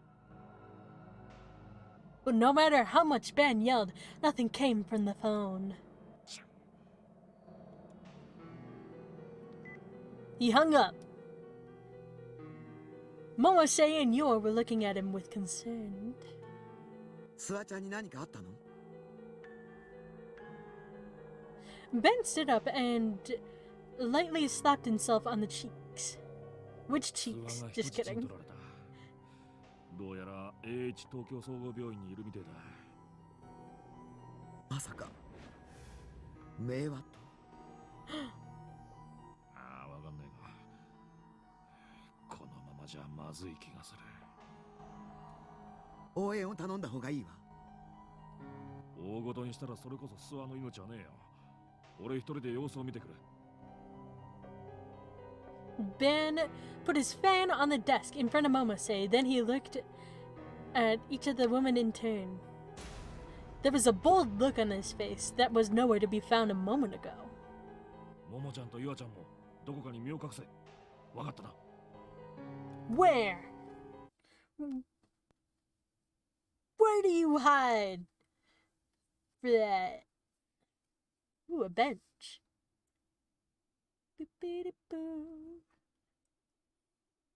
I found myself heading back to the base. My legs were so heavy, you'd think somebody stuffed them with lead. It wasn't just my legs, my whole body was heavy. I told myself this weight I was feeling was proof I was real. Proof. Nobody paid attention to me as I walked on unsteady feet through the streets of the city at night.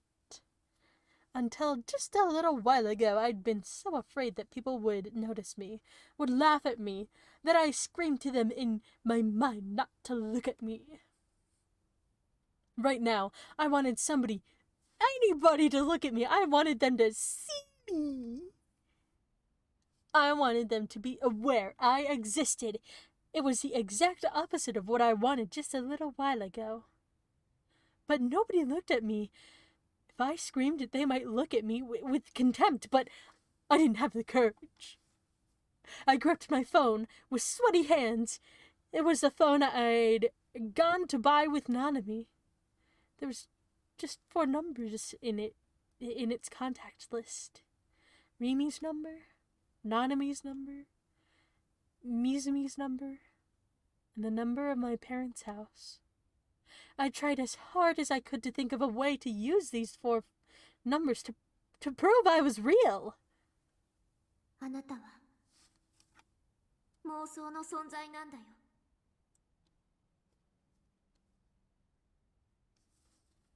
No!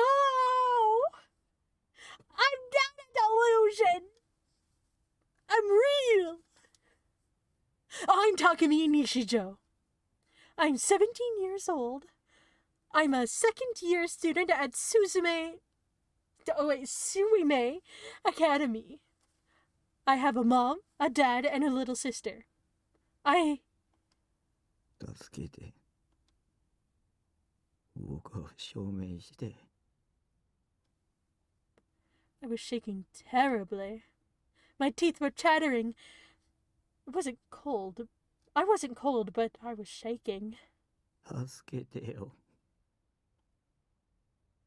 The number I chose was Mizumi's.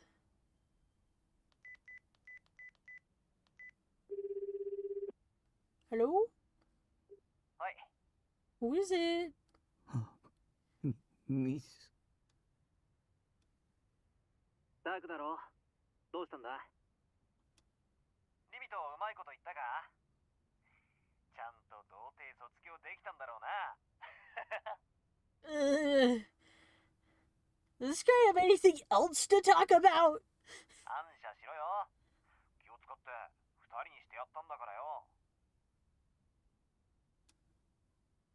Mizumi was the same as ever. It was a relief. He knew me. He knew I was Takumi Nishijo. That was proof I couldn't be delusion. Rimi was just lying. そういえば、ついさっき美奈子から言われたんだけどよ。え、ミナコ。ああ、俺の女。で、美奈子が言うんだよ。Uh-huh. ここ1ヶ月ぐらい、日常と急に仲良くなったけど、なんでって。こいつ何言ってんだって最初は思ったんだけど、そもそも俺、普通だったらお前みたいなやつとは絶対関わろうとしねえんだよな。リミを通して知り合ったってのは、なんとなく記憶にあるんだけどよ。細かいことはなぜか思い出せねえんだよな。It was the same. The same as what I just experienced. No. Please, no. Don't say another word. Just talk about girls like you always do. Why do you have to talk about this today of all days? お前さ、いつ俺とダチになったんだっけ？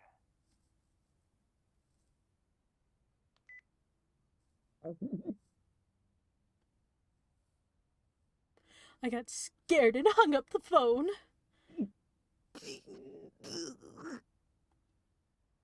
I thought I was going to cry, but no tears came out. Instead, it just felt like my heart had been ripped apart. Ooh, cars. I'm gonna stand in the street. Where's my legs? Here they are. Boom, boom, boom, boom, boom.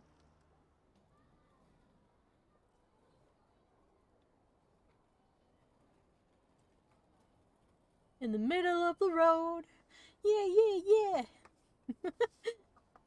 Next, I decided to call my parents. With trembling fingers, I managed to select the numbers and press the call button. Nanami was the one who'd saved my parents' number into my phone. I hadn't been the one to do it, so it should definitely be the right number. Would Dad be home at this hour, or would Mom pick up? Was Nanami there? If they did pick up, what would I say? Was I supposed to ask if I was really their son? They might think I was an idiot. It was a stupid question after all. And what if they said no? What if they said our Takumi is in the living room eating dinner with Nanami?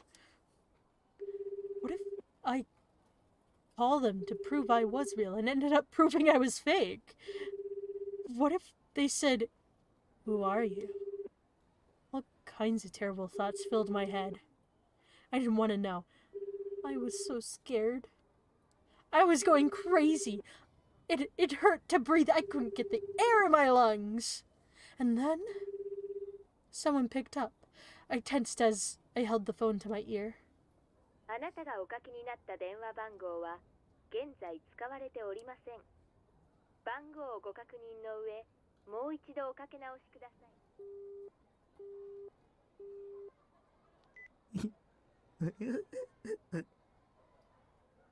Nobody was going to prove I was real. Nobody was there to help me. I wanted to die. I looked up and saw I was on Yamanote Street. It was full of speeding cars. Meow, meow, meow, meow, meow, meow. Maybe I'd be better off dead if I wasn't real. There was no point in me being alive. If I was a monster, the only thing waiting for me in this world was suffering. There would be no hope, no dreams.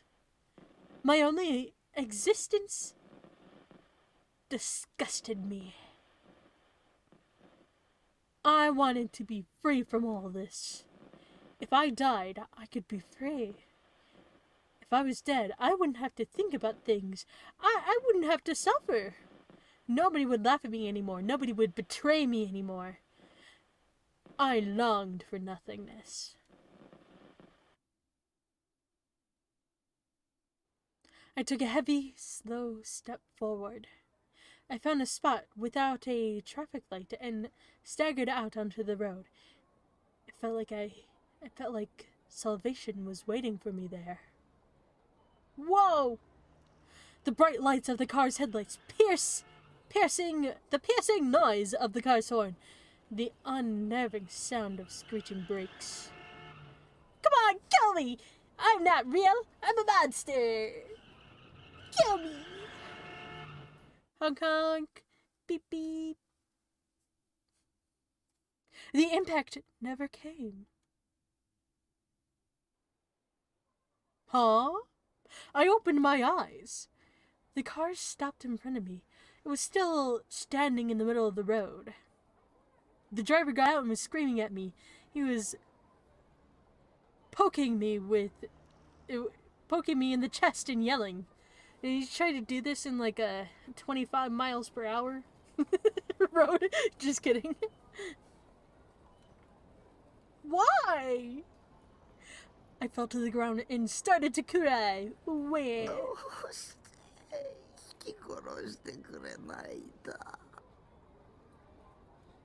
Why wouldn't anybody save me? Why wouldn't anybody free me? If I wasn't real, did that mean I wasn't even worth killing?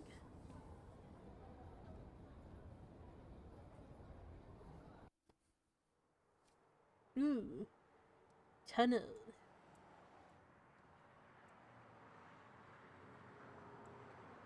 All the way down in the tunnel. Ooh, I'll go in the basket. This basket. Ooh,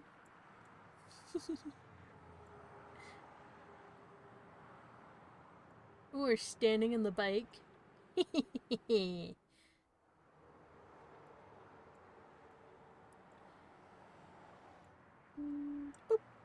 Rimi took out her phone as she walked beneath the train tracks at Shibuya Station. She'd come straight here after leaving Takumi. Beep, beep, beep. She picked the name labeled Nana out of the contacts and called it. The phone was picked up immediately. 私実はちょっとした報告があります。ナナちゃんをこれから助けに行こうと思って。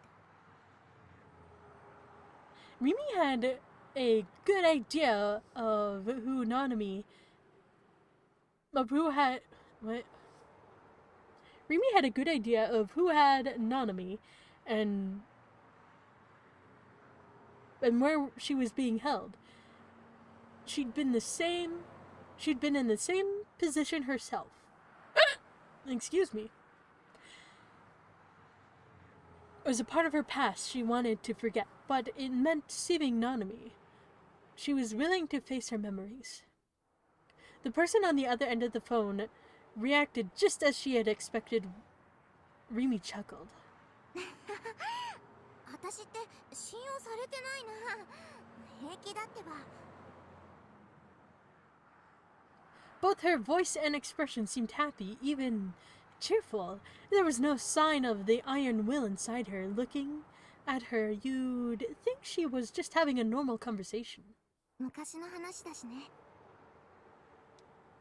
そもそも私の感情とナナちゃんを助けることとどっちを優先させるかなんて決まりきってることだよ。言ったでしょ。私はあなたの力になりたいって。それにタクには関わらせたくないの。 Rimi's expression clouded everything she said those words. ねえ、ちょっとだけ語っちゃっていいかな。 Maybe. タクにね、いろいろひどいこと言っちゃったんだ。しかもそんなことしておいてすごく自分勝手なんだけど、私彼と一緒に過ごした時間はとっても楽しかったって思っちゃってるんだ。何もかもが妄想でまみれたまやかしでしかなかったのに、学生生活もあの学校に私やタクが通ってることも、大ちんと友達だっていうことも、私がタクと一緒にいようとしたことも、タクの存在そのものも。 Rimi's pace? Oh, yeah, okay. Rimi's pace began to slow. Little by little, people she didn't recognize were overtaking her from behind. タクってどうしようもないくらい情けなくて、どうしようもないくらい弱くて、きっと普通の女だったら見向きもしないような男の子なんだよ。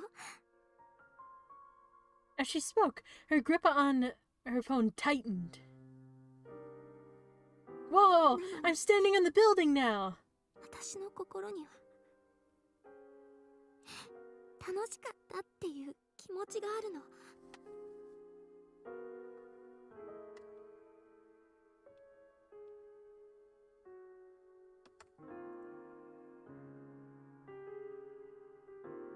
I'm gonna squeeze into this window here. Nah.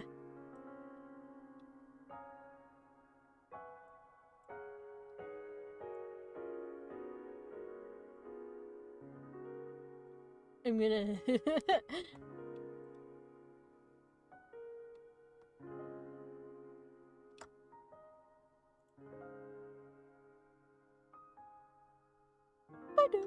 But for some reason, my heart's telling me I had fun. Oh, she already said that. なのに私の心にはもっと一緒にいたかったっていう気持ちがあるの。この気持ちって何なのかな。 I don't know. She looked up at the neon-lit sky. She couldn't see the stars. Rimi stood there, unmoving for a moment. She smiled just a little at the person on the other end of the phone. さてと、そろそろ切るね。 Okay. 本当に大丈夫だって。あなたは何も心配しないで。私が全部決着をつけてくるから。ね。 Okay. たくみ。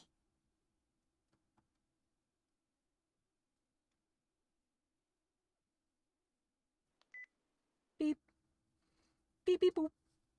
Beep beep boop beep boop.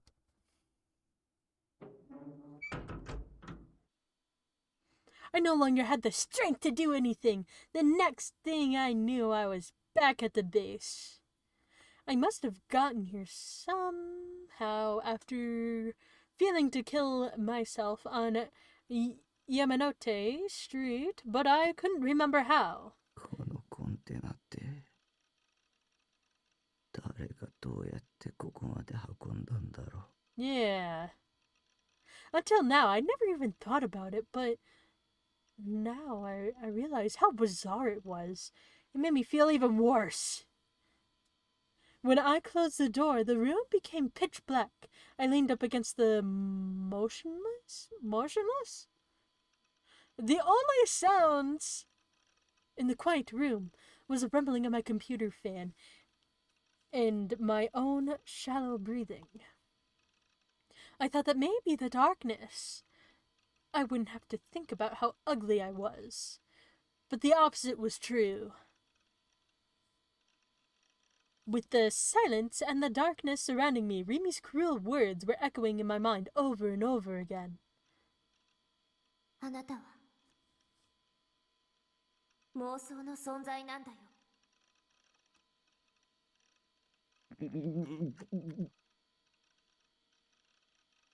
Even my crying sounded creepy and disgusting.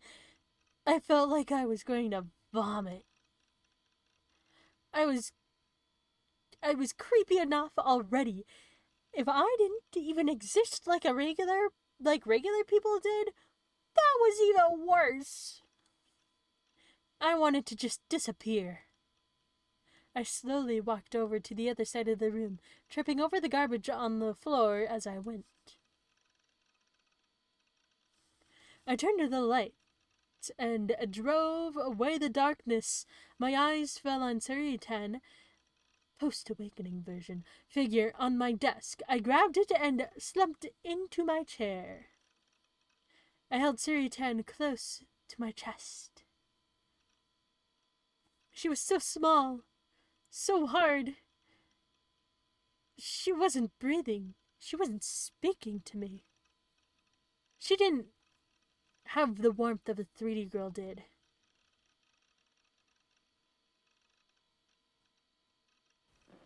But right now, Suritan was all I had. Rimi had left me. Nanami was missing. Senna had tried to kill me. Kozapi hadn't tried to stop her. Yua was my enemy, and Ayase was in the hospital. These were the only girls whose names I knew, and none of them were going to do anything to help me. Reality was cruel. It didn't care about a monster like me. I gripped Suritan with shaking hands tighter and tighter until I thought she'd break. I wanted to just disappear. But if that's what I thought, why not do something about it?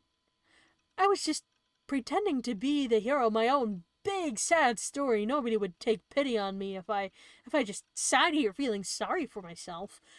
Nobody was looking at me. Everybody had abandoned me. No. They'd never been close enough to me to abandon me.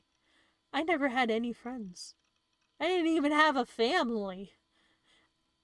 I didn't even exist.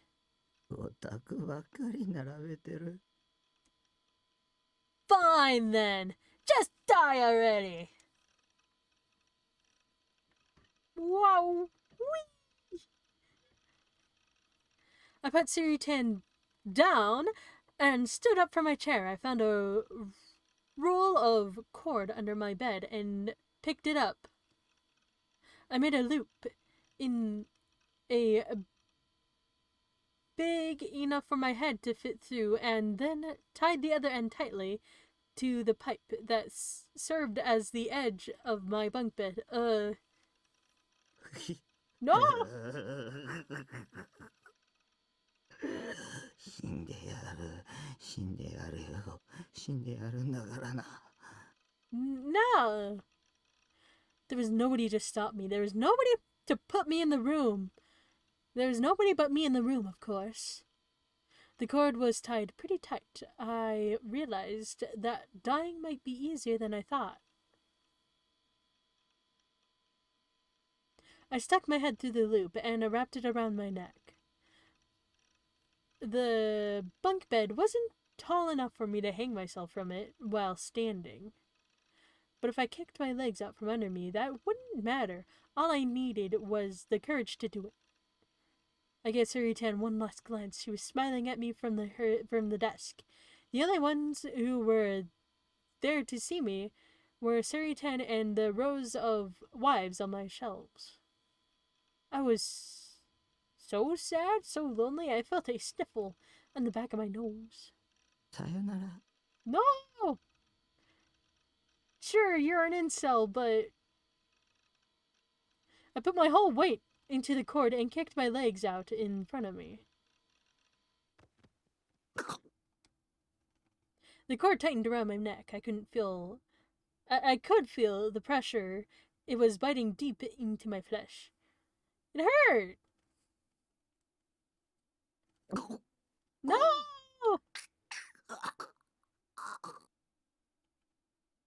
I realized both of my hands, their fingers at my neck, trying to loosen the tight noose. It went to bring my legs down and stand. But then I wouldn't be able to die if I didn't keep putting my full weight into it. I wouldn't be able to strangle myself. I decided to endure the pain. No!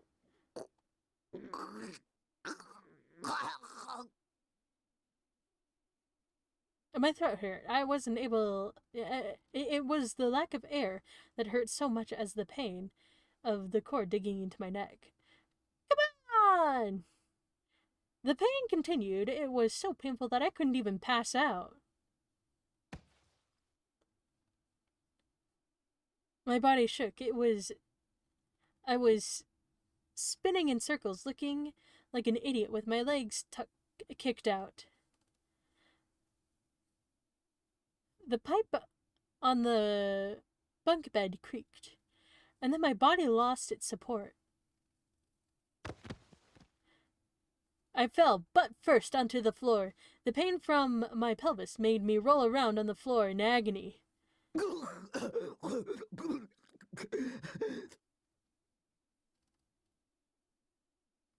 I gasped for breath. I looked up at the crowd with teary eyes and saw that that it had snapped in two.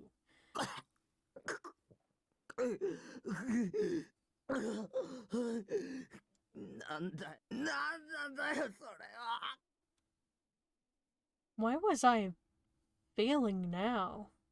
Sure, I was a loser. I was a failure of a human who'd while in his entire life. Hell, I wasn't even human. But it wasn't fair that I couldn't even die. Why couldn't I? I wanted to die. After the pain I'd experienced trying to myself the first time, I didn't have the courage to try again.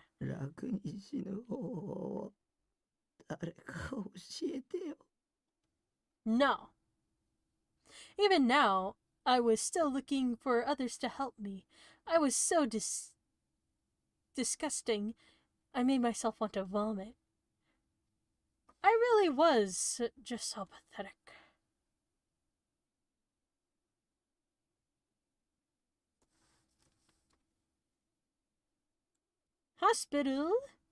Hospital's empty.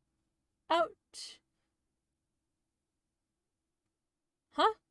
Hospital's empty out fast at night. Oh, okay. Perhaps there was too much life and too much death in the daytime, and so these hours were used to restore the balance. There was no smell of life or death at this hour, only an empty silence.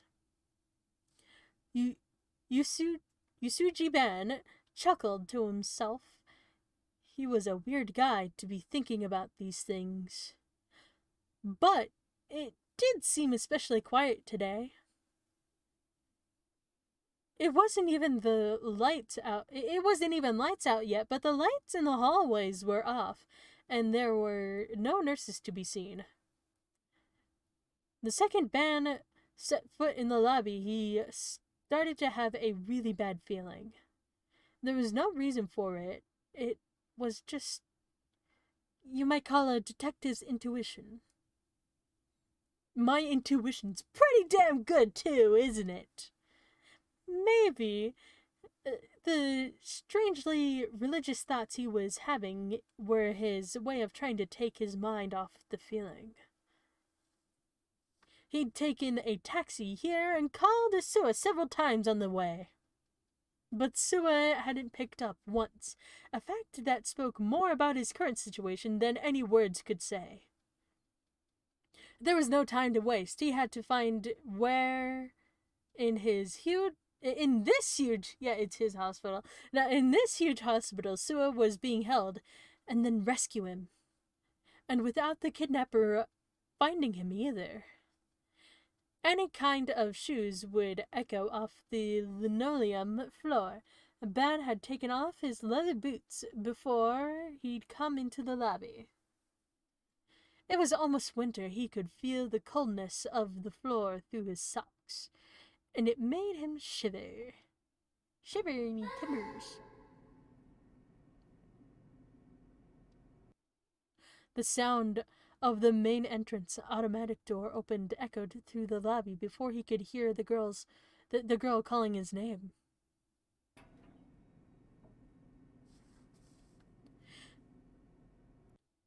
When he saw Yua Kusunoki come into the lobby, he was so stunned he couldn't speak. He quickly ran over to the girl. She had a nervous look in her eyes as she glanced around her. おい、なんでついてきたんだ。身を隠せって言っただろうね。すみません。でも、私。Ben looked around for Momose, but she was nowhere to be found. Ben scratched his head. She'd come here alone. 今すぐ戻れ。これは遊びじゃねえんだぞ。それは分かっているつもりです。分かってるなら帰るんだ。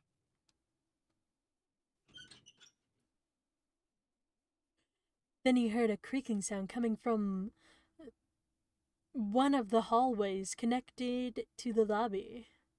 The hallway was empty and dark, and in the middle of it was an empty wheelchair slowly coming toward them. And at almost the same time, they heard the sound of someone running up the stairs. とにかくユアちゃんは帰れ。いいな。Ben spoke, then started to run. He raced up the stairs, following the sound of footsteps without bothering to wait for her answer. He was faster and more agile than you'd ever think from his usual laid-back attitude. Outside! Following the footsteps led him to the roof of the outpatient building. There was a little garden there with planters full of flowers. It was probably a place of relaxation for the patients here, but unfortunately it wasn't lit up. He couldn't tell what kind of flowers were blooming all around him.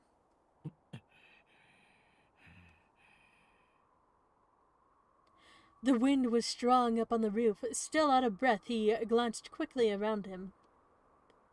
The man whose footsteps he'd heard had definitely run up here, but then he disappeared. Had he fallen for somebody's trap? The footsteps had almost seemed like they were there to attract his attention. The only possible reason was that they wanted to lure him out here. Ben didn't have a gun on him right now. He was nervous without a weapon. He looked around to see if anything might serve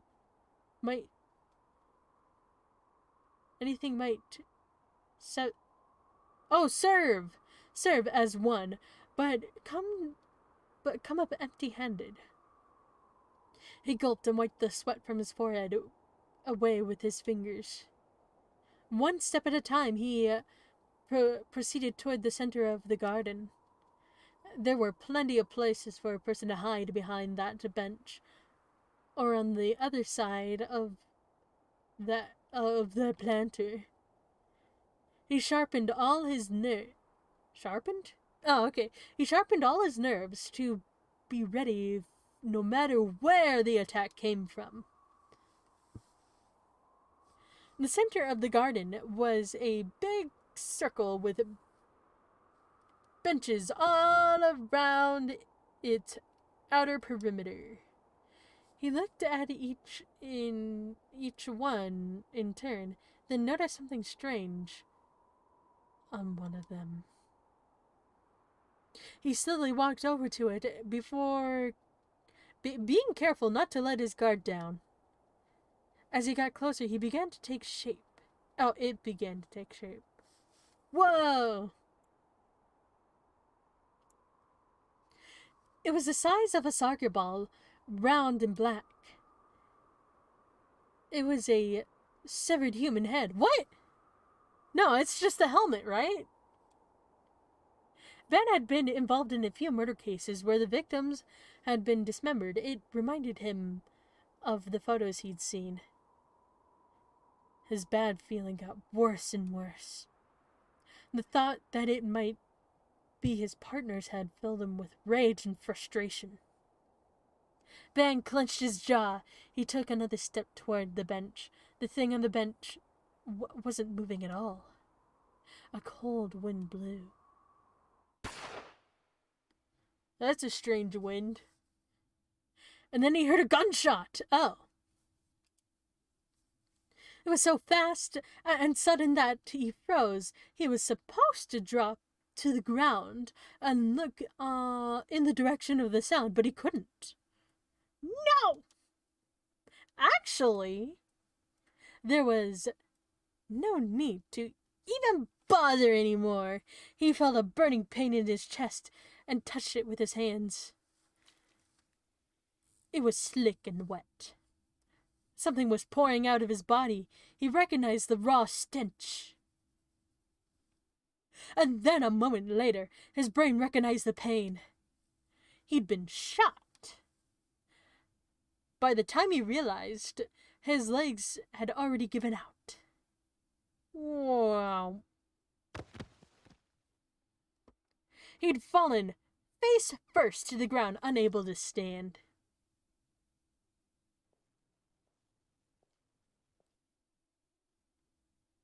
The footsteps from before were coming closer to him now.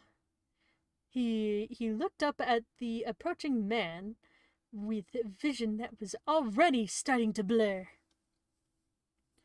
A black shadow, a gun in its hand. It was too dark to see the man's face. I already know who it is. I heard he heard a voice. It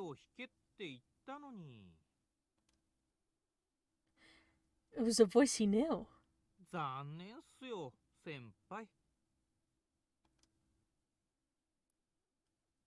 Mamoru Sua walked right past his older partner, whispering in a mocking tone.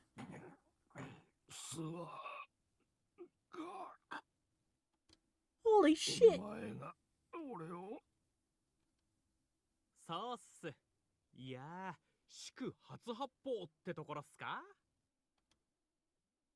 Sua laughed as he reached over and picked up the thing on the bench. ちなみに先輩、やけにこれに注目してたっすけど、そんなに珍しかったんすか？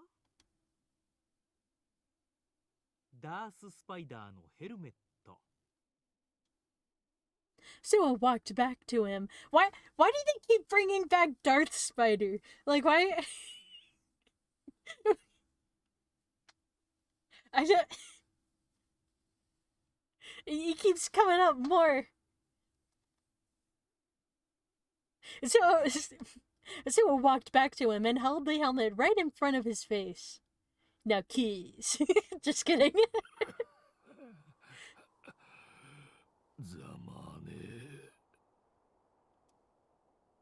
He chuckled. He could barely even see now. His limbs felt terribly cold.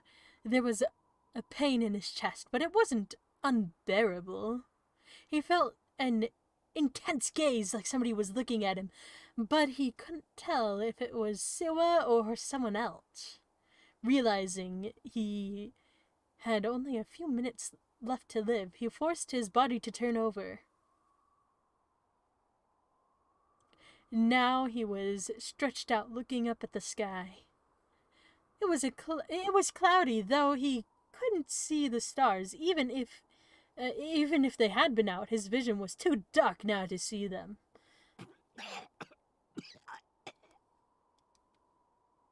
As he coughed, he could taste the blood in his mouth.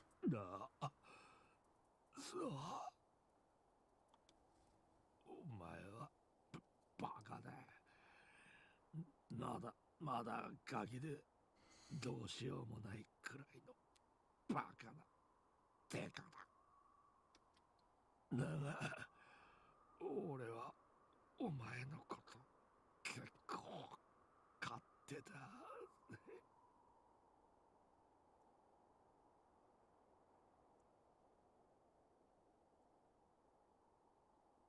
自分は先輩が鬱陶しくてしょうがなかったっすよ。Oh. まあ、気持ちはわかる。His breathing was getting rapidly shallower. There was a wheezing sound as the air fled from his throat. His vision was now totally black. 何者なんだ、お前。That was Ben's last question before he passed out. Sua answered as he pointed the gun at him. 魔法使いっす。A mage? バカが。 At some point, the wind had stopped. The darkness was suddenly quiet. The two silhouettes stopped moving. But that was only for a minute. Sua slowly pulled the trigger. 先輩に信仰の救いあれ。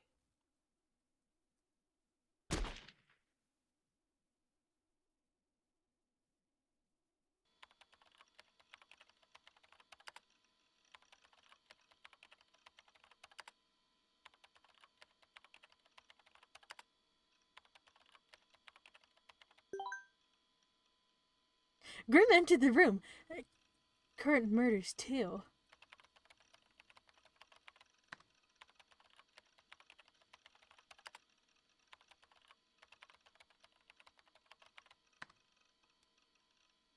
Hey, lol!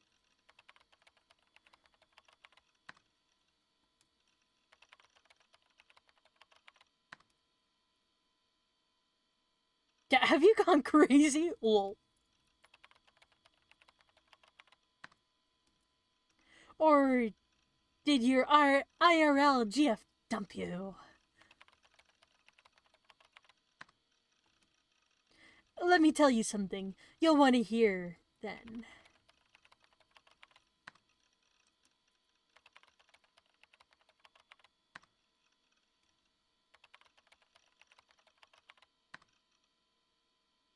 If you stay a virgin till the age 30...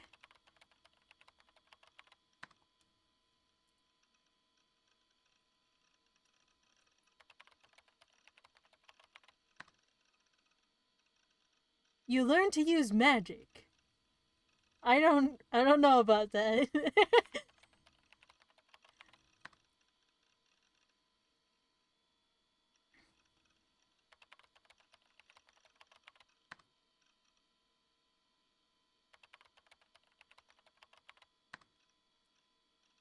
That's important, so don't forget it.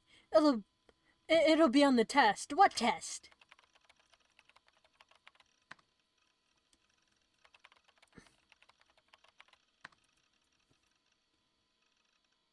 And while I'm telling you this, telling you things that are important. Shibuya Scrambling Crossing.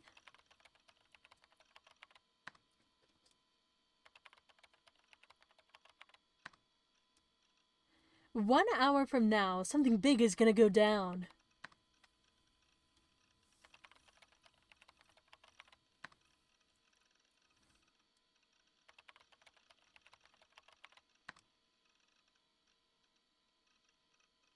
Wolf, cut that shit out!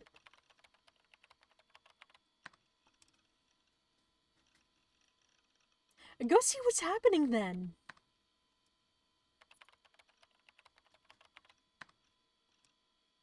You're famous. They'll all be excited to see you. Maybe somebody will kill you there.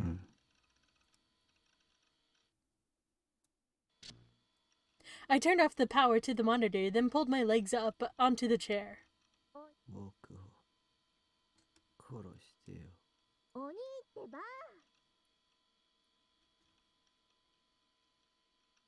I was holding my one ally, Seritan, in my hand. My hands were so sweaty. Her slender torso was now sticky and disgusting. Her arms were bent at an unusual angle, too.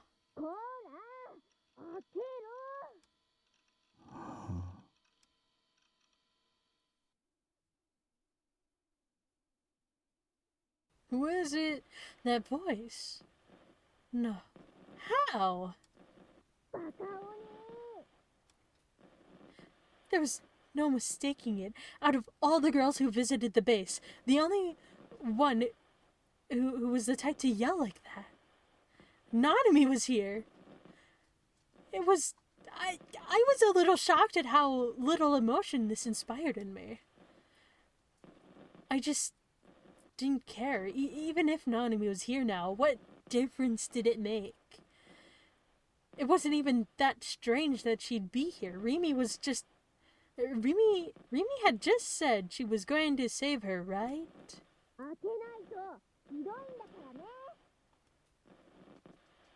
The way she was yelling was starting to annoy me. I'm a monster. Just leave me alone. Just forget about me and think about your right hand instead. Not that I even know what happened to it. I never wanted to talk to another person again.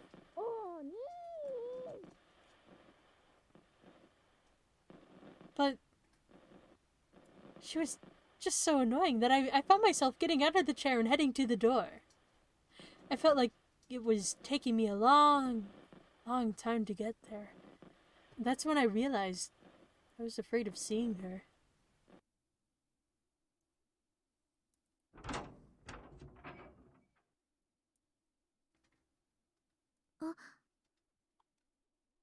I opened the door and saw Nanami there. She stared in surprise, letting out a small cry when then fell silent.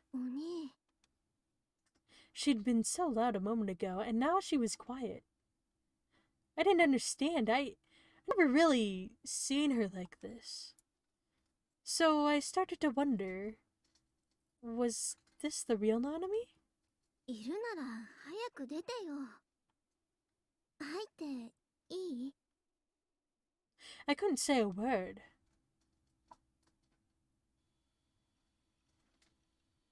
I ignored her question and went back inside and sat down on my sofa. I gripped the Series 10 figure again. I was holding it a little too tightly, and my hand hurt a little. But even that pain was a delusion. Nanami followed me into the room silently.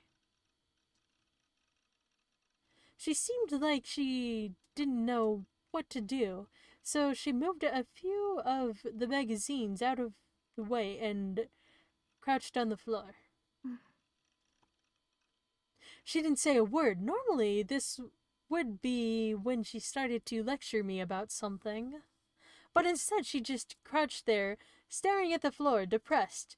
I could see a bandage around her right wrist, poking out from under her sleeve. I was about to tell her that if she sat like that, I'd be able to see her panties, but I stopped. This Nanami was just a delusion. I was too. The whole world was just a delusion taking place inside my brain. Me and everything I was seeing right now, all delusions, all fake. It didn't matter whether I could see her panties. Hell, it didn't matter if she walked through the streets of Shibuya naked.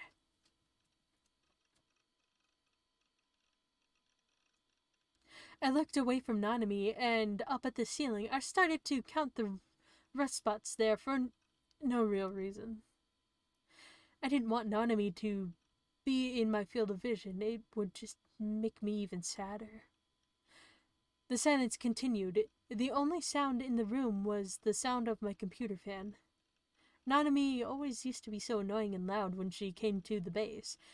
Maybe even those memories were a delusion. ねえ、お兄。何か喋ってよ。She sounded depressed. This wasn't the Nanami I knew, which meant she must be a delusion. どうして何も言ってくんないの？包帯のこととか気になんないの？ I focused my mind on counting the rest spots. I didn't care. You're just a delusion. Even if you're real, you're not my problem anyway. If I'm a delusion, I'm not even really your brother. 何か言って。お願いだから。 Suddenly, I could hear the sound of rustling clothes echo quietly through the room. My ears were ringing. My head hurt so bad. This was all just a delusion anyway, so I didn't care. Nanami could take off her clothes or her bandage.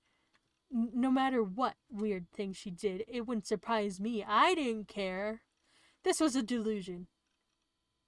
I was one too. Of course weird stuff would happen, even randomly. That's how it worked. ほら、見てよ。 I didn't look. I was too scared to look. 青技、だいぶ消えてくれたな。最初はすごく腫れてたんだよ。バスケしてて、転んで打撲したんだ。Ow! 見てもくれないの？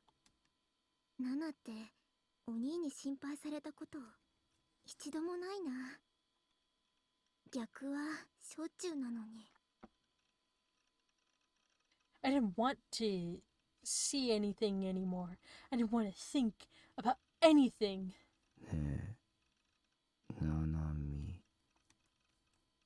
I called out to the girl in front of me who might or might not be my sister.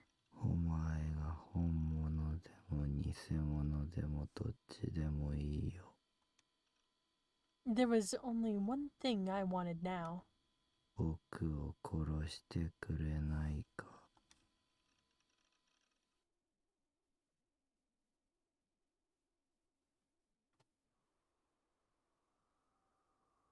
Just outside the front of the lobby of... I keep waiting for the chapter, but I don't think it's coming anytime soon. We're gonna pick this up next time.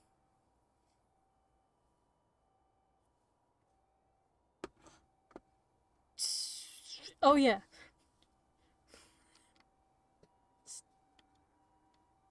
No. Oh yeah, this button. Of course. Where is it? Where are you? Here, let's do a quick save. And... Ow. My cat's scratching me. And that there.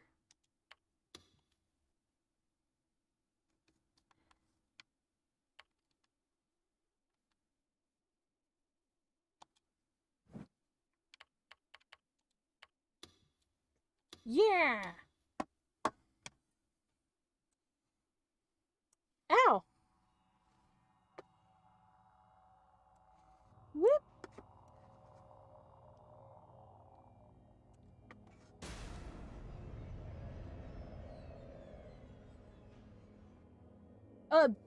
Oh my god. Well, thank you for coming and watching.